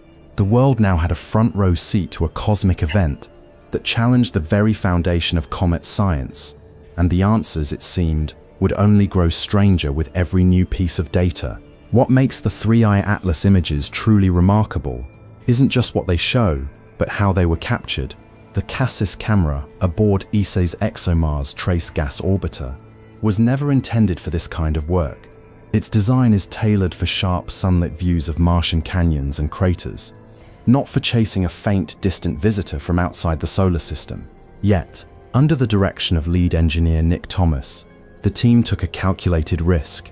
They pushed Cassis to its technical limits, dialing in 5-second exposures, 10 times longer than its normal settings, just to coax a signal out of the cosmic background. Even then, the challenge was immense. 3i Atlas was between 10,000 and 100,000 times dimmer than the Martian rocks the camera was built to photograph. The risk of sensor noise, cosmic ray hits, and spacecraft jitter loomed over every frame. To make matters more complicated, the orbiter had to maintain an exact attitude, tracking the object's slow drift against a field of background stars, with adjustments measured to fractions of an arcsecond. The slightest error would have blurred the comet into nothingness. But the effort didn't stop with the spacecraft team. As soon as the raw data packets hit Earth, a global network of citizen scientists sprang into action. Using open-source tools, they aligned each frame using the stars as guideposts, stacking dozens of exposures to boost the signal from the ghostly sphere. Some groups experimented with sigma-clipped stacking to weed out cosmic rays, artifacts, and stray light from Mars. Others wrote scripts to subtract background stars, enhancing the faint circular glow that marked the comet's presence. Adrian Shalupka, an amateur astronomer in Prague, was the first to flag the strange optical signature. So we're going to stop right there for a hot minute. You see, with all these fancy reportings, everyone's like, oh my God, this is so real. Oh, NASA's not talking. Well, NASA's not talking because they're being consolidated. We've been in their Zoom calls where they're really upset about it. And on top of that, the European Space Agency is leading the call here. And Europe has a lot of problems. But here's what I'm going to say. Let's look at it this way. What if it's aliens? Okay. Say right now, you knew for a fact, and someone came out and said it's aliens and they're coming down. What will change in your daily day? One thing is you're going to be like, oh, well, let's all, just not do anything because they're coming, and maybe it'll be like V and we'll be dinner, right? Or maybe they're going to be, demons or what. Nobody cares. Like, these aren't things you can touch. You can't trust anything you see. What you can trust is your common sense of what's happening now in your tangible reality, day to day, as you wake up. The rest is noise and entertainment. How's that? Can we not focus on that because it's really not affecting us right now? But Tori, what if aliens come and, what if it's demons? We need Jesus right now. Jesus is always there. God is always there. He is always there. So just live every day to do the things you're supposed to do within your vicinity. My house, my village, my town, my city, and my state, and then my nation. That's it. Like, that is all you have to do, and trust your gut. Like, I had this conversation earlier with a team member of mine who's like, why do you let this? And, she's always right. And I'm like, cuz, let them do their worst. How about that? 2026, the year of reversion. And as I said, it will be bittersweet. And hopefully we get things done before that bittersweet moment.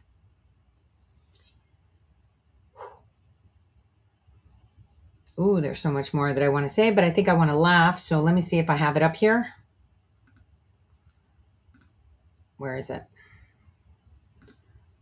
Is this it? Yes. We will watch this for a hot minute because I think it's important that we watch this. Let's go. We need to laugh a little bit. So let's watch, and I don't think I said this live, but I was looking forward to Jake Tapper in a latex outfit whipping someone. But instead we got Andy Cohen drunk ranting on politics. Let's take a little giggle right now. Watching the final moments of Mayor Adams' chaotic. Or are we going on a de Blasio style? No. I just want to say. I mean, he got his pardons.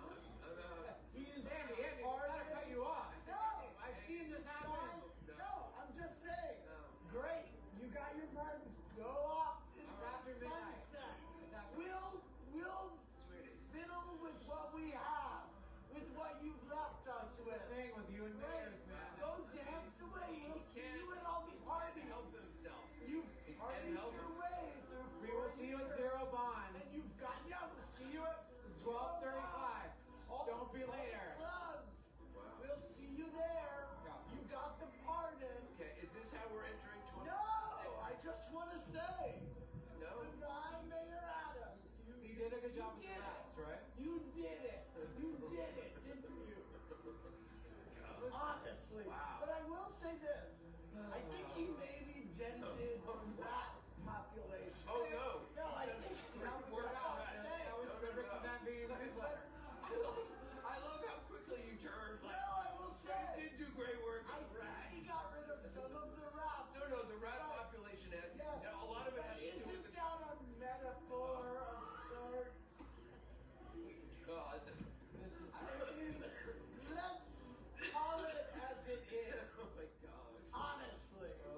But anyway, there may be less.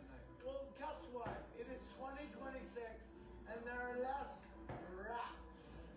Fewer. What's going on here? Fewer rats. Anyway, that was awesome. And that's why they cut the cable. And not many people saw that. What was he saying?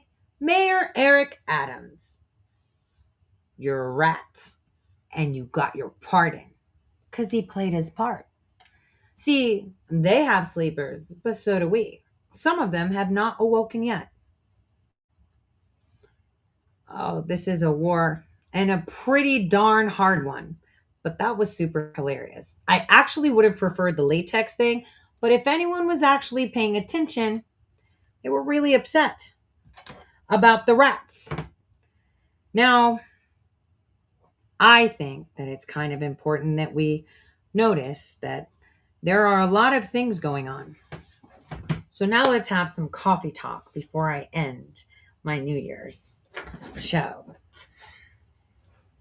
We're entering this year and there's going to be a lot of challenges, but there will be a lot of wins. Well, there is a faction of MAGA that wants to remove people within President Trump's administration and his cabinet. I mean, I'm one of them in the specs of Doug Burgum. I mean, if you want to hold Tim Walz accountable, shouldn't you be holding Doug Burgum accountable? He got an audit showing all this federal fraud. And instead of addressing it, what did he do? He made a law saying you're not allowed to investigate fraud anymore. And now he's been rewarded with the seat at the cabinet at the Department of Commerce, which is one of the most vital positions right now, which I am hoping in 2026, where the year came in and I was eating grapes under a table. One of my wishes was Doug Burgum to be held accountable for what he's done. I mean, if we've replaced him and we've got a stand-in, that's great, but that's not happening right now, so I'm not happy with it. So let's have some coffee conversation. So I'm seeing Alex Jones losing his shit. A lot of people are losing their shit. Kind of told you they would. We're going to have a whole show on that. Now, all of them are saying that President Trump is going to have a incident. Bitches, you're not going to own the narrative because that's already been done. See, this is what they were waiting for. So hold on to that narrative. Let's relax. It's the end of the show. This is going to be fun to watch. I'm even crossing my legs. I'm enjoying this. I'm watching this shit show of everyone kind of imploding. And I have to thank this exceptional administration for making it very easy. The higher they go, the harder they fall, the louder they scream. And a lot of these people have been given positions that can't do fuck all. You keep them close. President Trump is smart. smart people keep their enemies closer to them than a heart is to a pacemaker. And that's exactly how it's done. Because like I say, and I'm going to say this, my girl, if you are truthful and you are honest and your intentions are good, let them do their worst. Because their worst may hurt, and it has hurt. And it has hurt. Oh, my cat agrees. And, well, Hunter and everyone else, yes, I am a cat lady. Everyone else, Biscuit, why do you do this to me? See, he's giving more credit to the cat lady thing. This is not good. This is really not good. Why do you do this to me all the time? I've asked you not to. Cat bomb me. I don't think he wants to listen. This old guy, he's going to be 20 soon. He's, he doesn't care. But it allows me to say, look, I'm stroking my pussycat. Live, without being vulgar. So it's been a fun year. 2025 has shown me that when I allow people to do their worst, while I sit back and allow them, I do get boo-boos. I do get set back. I do lose a little bit. But in the end, I gain. What? Badges of experience. And we should all be fine with that. When we have hardships, we should all remember that these hardships are all lessons. They teach us many things. They teach us not how to be harder or stricter, but how to love even harder. Because I live by that. Do your worst. Because in the end, you will fail. And you will only bolster. He will set the table so that others can watch you rise. And that's exactly what happened in President Trump's position, and Dan Scavino and Susie Wiles and. So, well, people may say many things this year. The one thing is that as my friend and team say, you need to be more astute to this. They're always constantly like, you shouldn't do this. You shouldn't do that. You should focus on this. You should take down this. And I'm like, no, let them do their worst. Right? And they're the ones that are more security oriented, more focused on all of these things. I say, let them do their worst. Because as you let them, they believe that you are weak. And therefore they do more. And they get abrasive. And then you catch them. And this is why President Trump said, we caught them all. Because the more you look like you're weaker, the more the enemy gets emboldened. And as the enemy gets emboldened, well, they had no idea that you were turning the other cheek for a reason. And that's clarity, truth, and transparency. And my cat keeps disrupting my cigarettes. This is why he comes. He's like, do not smoke. But I've got one life, and if a cigarette's going to take me out, then so be it, on my accord. Because if I have to cut out cigarettes, I have to cut out butter, I have to cut out sugar, I have to cut out everything except for air. Because even water's not good anymore. We have a water shortage. We all know this. So as you guys are watching this show, and as you guys are living through the show, remember this. But if you don't have your gut cultivated, if your faith isn't strong enough, then anything they throw at you will confuse the shit out of you, will make you harder, meaner, nastier. And this year's going to be kind of hard. But it's like working out. I don't want to do the squats, but I still want a butt like Khloe Kardashian. It really does bother you to do those squats. It hurts. It doesn't feel good, right? It doesn't feel good. But in the end, you have the butt you want. So we're going to be doing a few workouts during this reversion period. And we're going to see a lot of people get held accountable for being so brazen, thinking they were so smart. Now, let me give it a bit more of, let's do some Q&A before I go while I have the cigarettes. Let's keep it at a 33 mark just to drive people insane.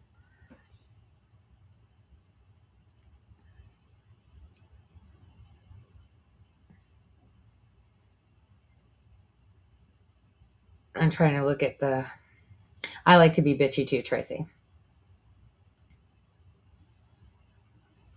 Oh, and I wanted to say, to all those out there that are saying that I use filters, thanks. You're telling me I look pretty without telling me. So I like that.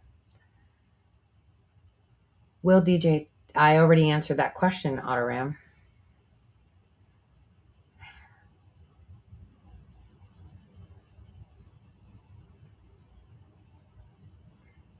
You know, if Mark Levin is working for like anti-Israel, I'd want my money back. Or if he's working for Israel, I'd want my money back because he's making everyone hate Israel, which is so wrong. Yeah, looking good from those peptides. I mean, that copper peptide, the BP that I take for gut health. I just started using the tesamorelin, which is like a growth hormone. That's been working pretty well. But for my skin, you guys all know I gave you that Medicube stuff. That stuff actually works, and it doesn't break the bank. Brennan will be perp walked. There's a lot of people testifying. Will all the fraud and the American people outrage? Nobody wants to pay taxes anymore. I agree with you.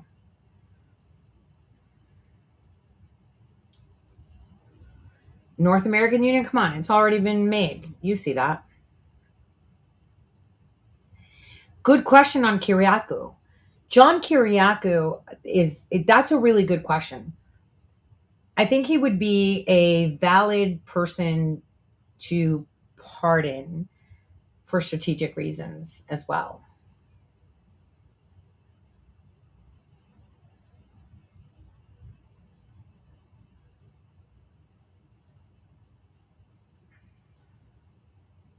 My mom, she's doing better. She's on antibiotics until she can have surgery. So we've got another 5 weeks of PICC line antibiotics. So it was pretty bad, but she's going to do better.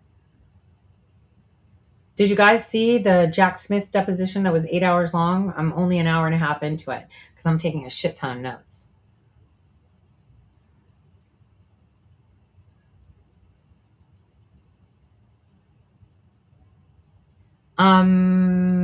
Fed up. I'll put it on Telegram.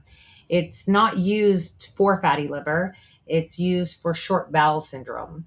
The medication I took, the side effect was reversing fatty liver, like actually helping expel and regenerate the cells. I'll put it on Telegram, put the technical name of it, like that I'm prescribed, because I actually have to pay a lot for that.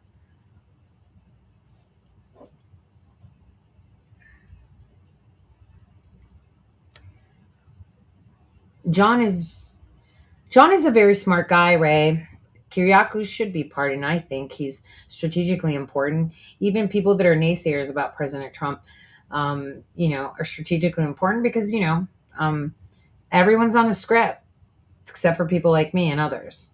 People seem to think that the people that are within President Trump's administration visibly are the most important ones, but it's actually the ones that are not formally part of his administration that are ones that are really doing all the work. And that would include you.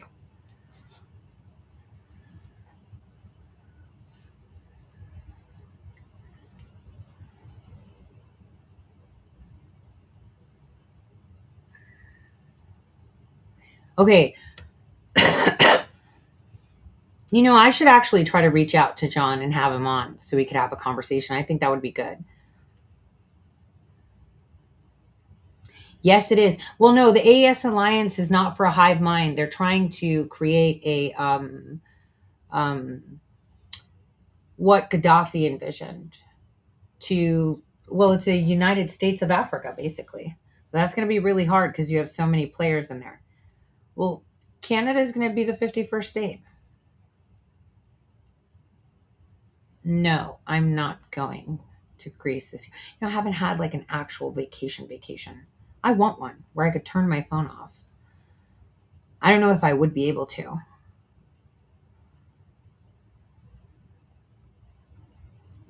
Well, actually, truth be said, someone had set me up on a blind date today that I refused to go on.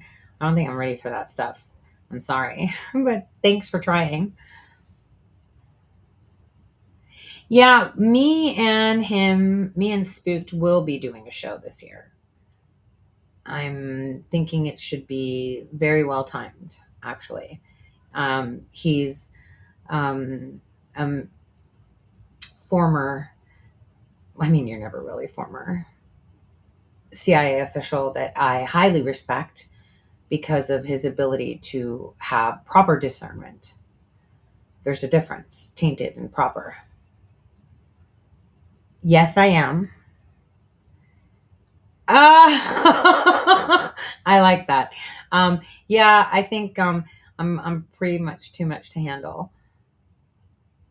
Yeah, that would be great. That would be great, Ray. I would love that. It would be a great conversation. I'm actually trying to reach out to Kevin Shep, even though I don't like a lot of the things he says, probably because he's seeing it from his perspective. It's like a painting. The way you see the political sphere is all from the perspective and the knowledge that you have. Honest elections in 2026. Well, we'll see. Harmeet said we will. So for someone that exerts themselves on knitting, actually, I crocheted a hat and I'm very good at crocheting.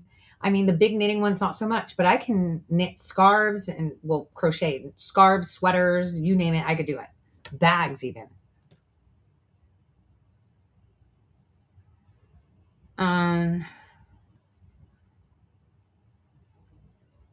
Why are they still building at 7 a.m. in Paphos? Good question.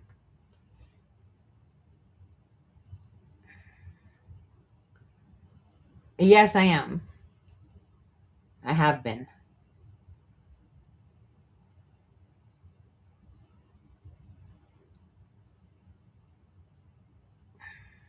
Niobium to the moon. I mean, maybe you'll see why Africa is coming into focus. Thank you, Ray. I'd appreciate that.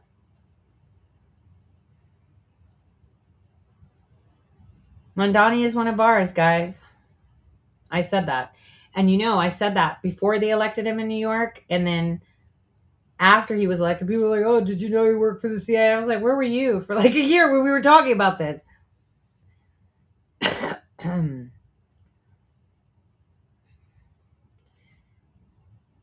Yes. Yes. That's a very, ooh, let me post this. Very good and very concise comment. I'm extremely impressed. Let me scroll to it. It came back on my screen faster than I can find it. Are surgical strikes in Venezuela, Sudan the start of extradition protocol, cleaning up CIA ISIS messes to make room for AI infrastructure transition? We see surgical reality. Yes. President Powers is in a lot of trouble.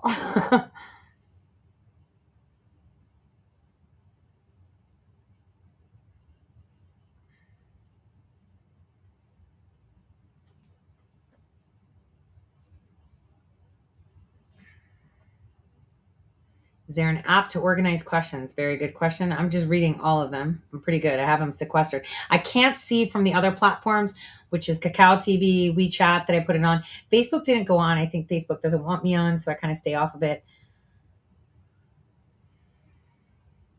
You know, Cash Patel is doing a good job. I want to go to concert and movies with you, Tori. I need a concert Chick-fil-A stance.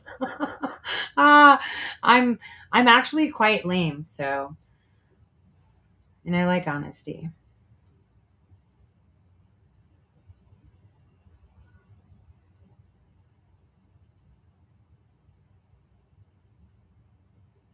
Mom Donnie is playing a role right now, thinkologist. He's playing a role. Handbag of the day. Okay, let me show you. This is the handbag of the day. This is the, I wore orange today, Revolution. Because I wore black. I wasn't wearing this top earlier. It's my orange little belt bag.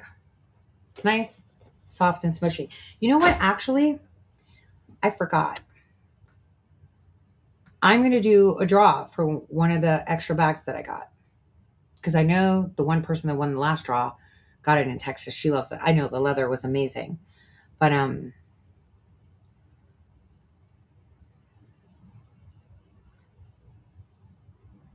Facebook censorship.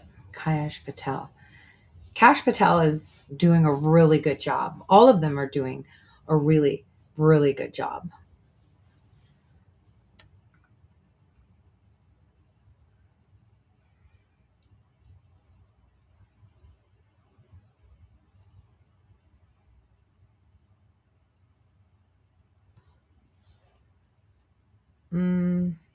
That's weird. Birthday plans. Oh, March 8th. Oh gosh. I don't know. I mean, this week I have to go. Well, I was going to go to Texas for the election suit, but that's been pushed down to the end of January. So I'm going to go to Texas then. Supposed to be in Florida for something. I'm trying to coordinate the dates because the date was moved from the 5th to I think later this week. And then Friday I have to be in New York. I'm just going for the day. Stargate AI program. That's a whole show.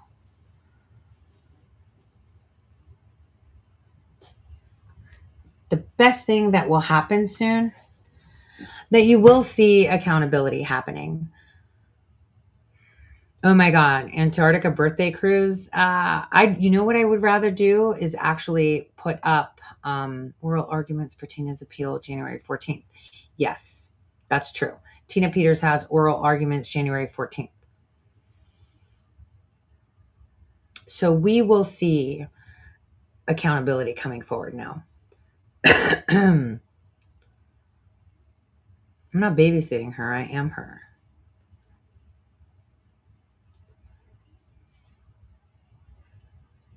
Okay, so let's talk about Candace Owens, right? A little bit. I'm watching all of this and I'm okay with everything that is being said. See, from a lot of confusion and combative conversations, a lot gets to manifest and arise. But, you know, that indeed is the good outcome because there's a lot of questions. I like Candace. I mean, I don't agree with everything she says, but I like her. LEMD trip. Oh my God. I can take someone, I think, in a few thousand points because I get paid in points, right? Not money, except for that one check that I got for the past few months, that $400 check from the peptide place, because I'm not like selling it. Yeah, we're going on a trip. I'm taking someone in October with me, random, who's actually a customer of LEMD. I'm telling you, if you guys have bought peptides from them and I got points, we're both going together to some trip and it's paid for. So like, we're like sellers of the stuff. I mean, maybe you guys are, but I just use it. I'll throw them under the bus the minute the shit's not good. So, but someone's coming with me randomly. I think I have like 80,000 points, which is fantastic because I only needed 50,000 or 60,000 to just go for me. And then for 2 people plus reimbursement for travel or whatever. So it's not going to be any expense to the person that's picked. So, yeah. And we're going on vacation in October. So the minute I hit that mark, which will probably be in the springtime, yeah, we're going to do that.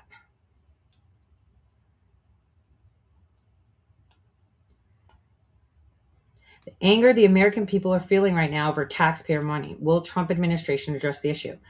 So President Trump has been addressing the issue of federal tax dollars being abused for a very long time. As you guys know, for over a decade, I've been talking about not being able to balance the checkbook of USAID.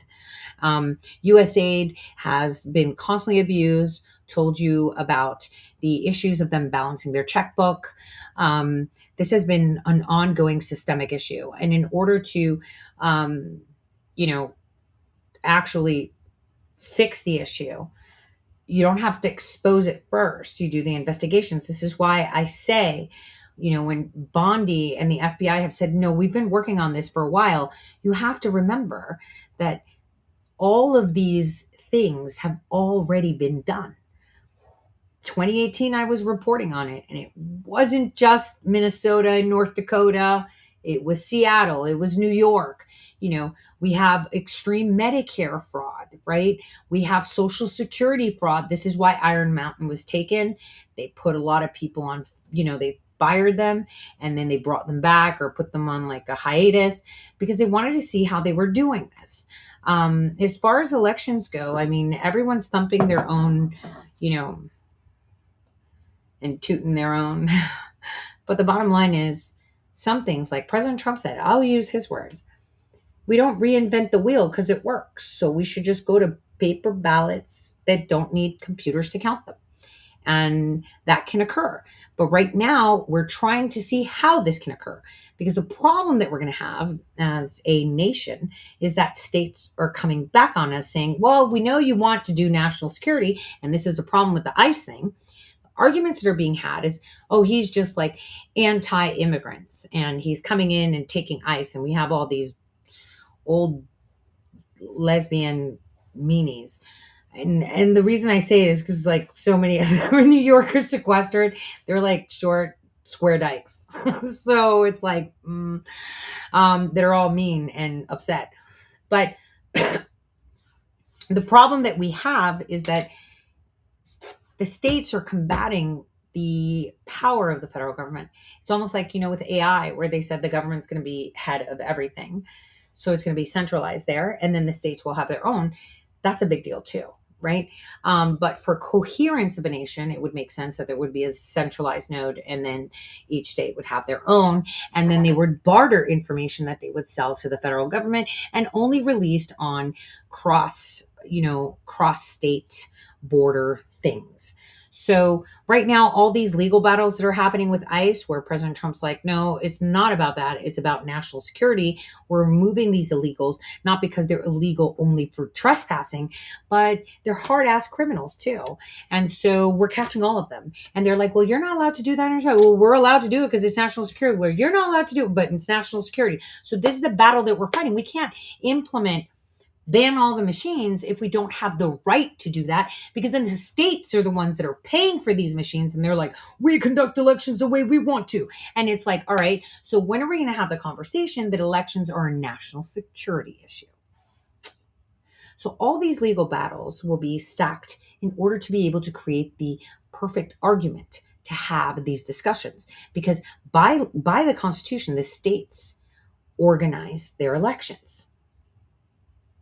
How they're implemented, that's actually quite big. It says that the states are in charge, but the states are implementing federal policy. So is it a federal thing? Because if President Trump says federally, no more machines, paper ballots, then the states have to do the paper ballots. How they conduct them on what day and stuff is what they're allowed to do. So this is where we're at. So we have to, through these pushbacks that we're constantly getting from these states, is create the case law to clarify what rights the federal government has and what rights a state's government has. And right now, the state's government arguments are really low, because if President Trump's team that is fighting these actually utilize violations of state constitutions that were questions during the era of mandates and COVID, every single fucking state would lose because they disregarded state laws.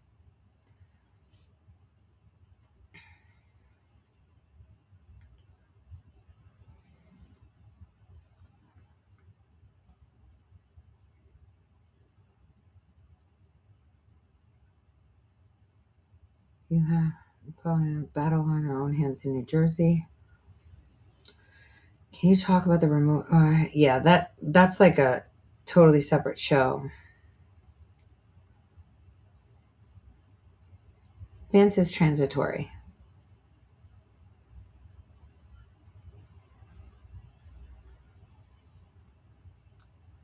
Have you seen those Grok photos? Well, hold on, let me see if I can find it.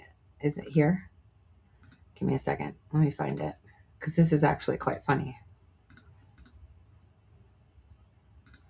Hold on.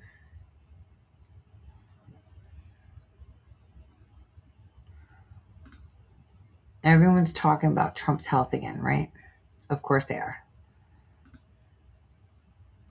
Hold on. Where is my Elon in a bikini picture? Sorry, Elon. I have to show it. There it is. Okay, there it is. Let me, wait. Okay. So now you can actually go to Grok. Hold on. And you can ask Grok to take a picture. And it can change almost everything. So now, this special comet came from a different star system. Hold on. I had the wrong thing up. Give me a second. There we go. Here we go. So Grok changed this to Elon Musk. So the woman in the bikini was changed to Elon Musk. You can ask Grok to take a picture, right? And what Grok will do is, like, I saw a few of those, and I think we shared that on the timeline on Telegram, where if you actually look at the photos, if you go to Grok's account, the AI's account, and you go to photos, you're going to see people like putting a picture where they're like, hey, can you make my boobs bigger? And then somebody else goes, Grok, make them even bigger. And then Grok, make her bend over. And then Grok, make the butt like this. And then Grok, turn her this way. And Grok, turn her that way. So it's pretty funny.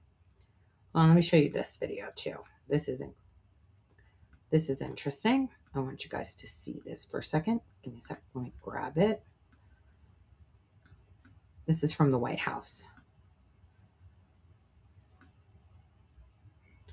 You ready? Here we go.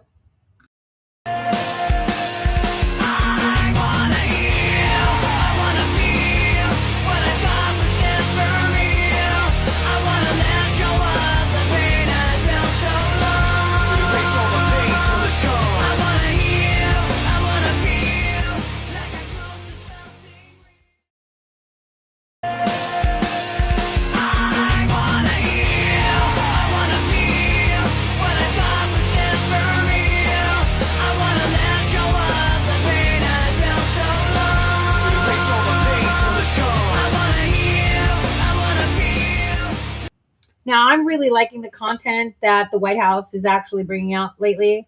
It's a lot of fun. It's very engaging. And Margot, and I want to assume that Barron Trump is in it, is pretty good.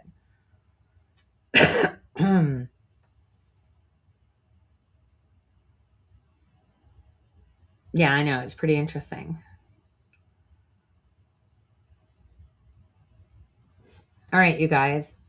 So let's take a look at this one too. This is interesting. Ready? Let me put that right.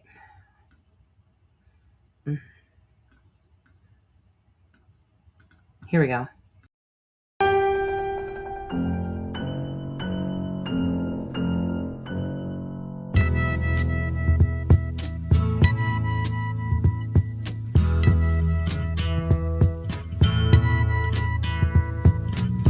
There's something happening here, but what it is ain't exactly clear.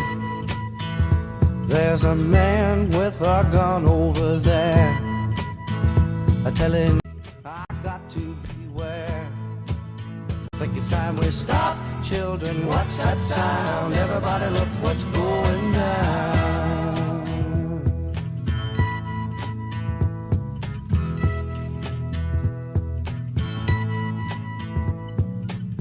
There's battle lines being drawn. Nobody's right if everybody's wrong. Young people speaking their minds are getting so much resistance from behind. Time we stop. Hey, what's that sound? Everybody look what's going down.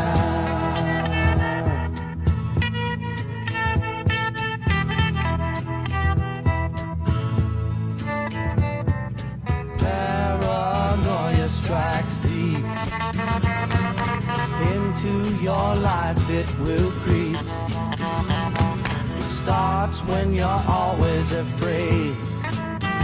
Step out of line, the man come and take you away. We better stop. Hey, what's that sound? Everybody look what's going down. Stop.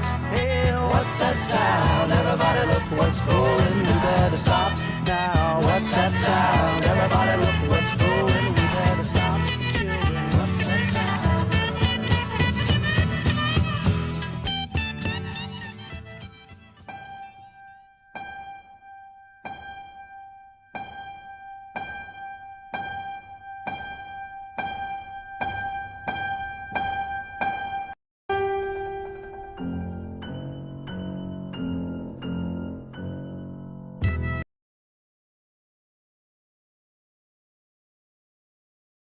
Did you guys see Jeffrey Epstein right by the piano? It's all a show, and please enjoy the show. And just remember, keep your hands in your lap while it gets really, really bumpy. And whatever happens, always remember, have faith, stay focused, trust your gut more than anything, right? And 2026 is where we go back to basics. And we're going to see a lot of nations do that. You're going to hear a lot more rumors of war. But like I told you, these wars are not going to be fought with bombs and missiles. They're going to be fought with trade policies, sanctions, and you name it. I'm really hoping that we do see this year, rather than 2028, a unified Korea. That's something that we should be seeing. But it is a very volatile time, so I guess putting it off a little bit would be good. But I'd love to have that in the annals of history as something else President Trump successfully accomplished. Because in reality, he is the one that pretty much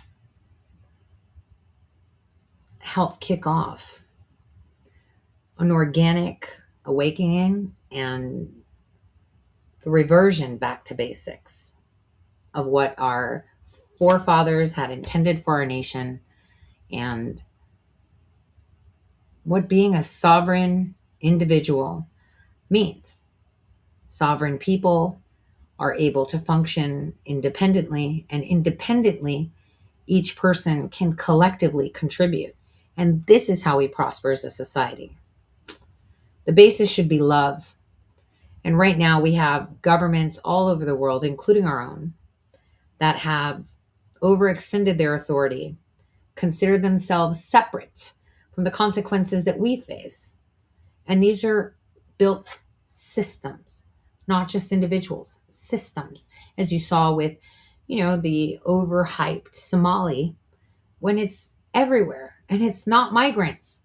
You as citizens do this for years. The immigrants just find it as an opportunity because they're more impoverished and they kind of just fall into it. Let's be fair. Most of these things have been conducted by our own citizens for decades. It had nothing to do with funding them for elections. Maybe they influenced them because people on the inside. But like I said, this is all just laundering money back to themselves. You're going to find out how governors have been enriching themselves from federal taxpayer dollars coming back to them through their various charities and NGOs. I mean, Dade in Texas was sitting on the Catholic Charities Board. Dr. Jill Biden saved the children. Almost all of them sit on boards of NGOs and nonprofits. So let's end it with this. Remember, the 5th of November. God bless everyone. And this is going to be quite a bumpy but exciting year.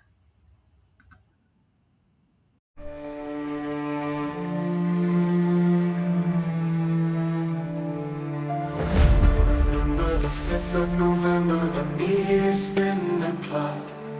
I know of no reason the election season should ever be forgotten. The world was scheming, the people were dreaming of truth and a fair say. But twists and turns as history learns drown voices that day. So ponder now and wonder how the legend took its form. Remember the time when near perfect crime and always question more. They spoke of change, they spoke of hope, the lies were in the air. With every vote, the dreamers cope in a world that's so unfair. So ponder now and wonder how its form.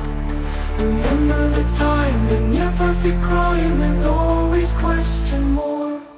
They spoke of change, they spoke of hope, but lies were in the air. With every vote, the dreamers cope in a world that's so unfair. So ponder now and wonder how the legend took its form.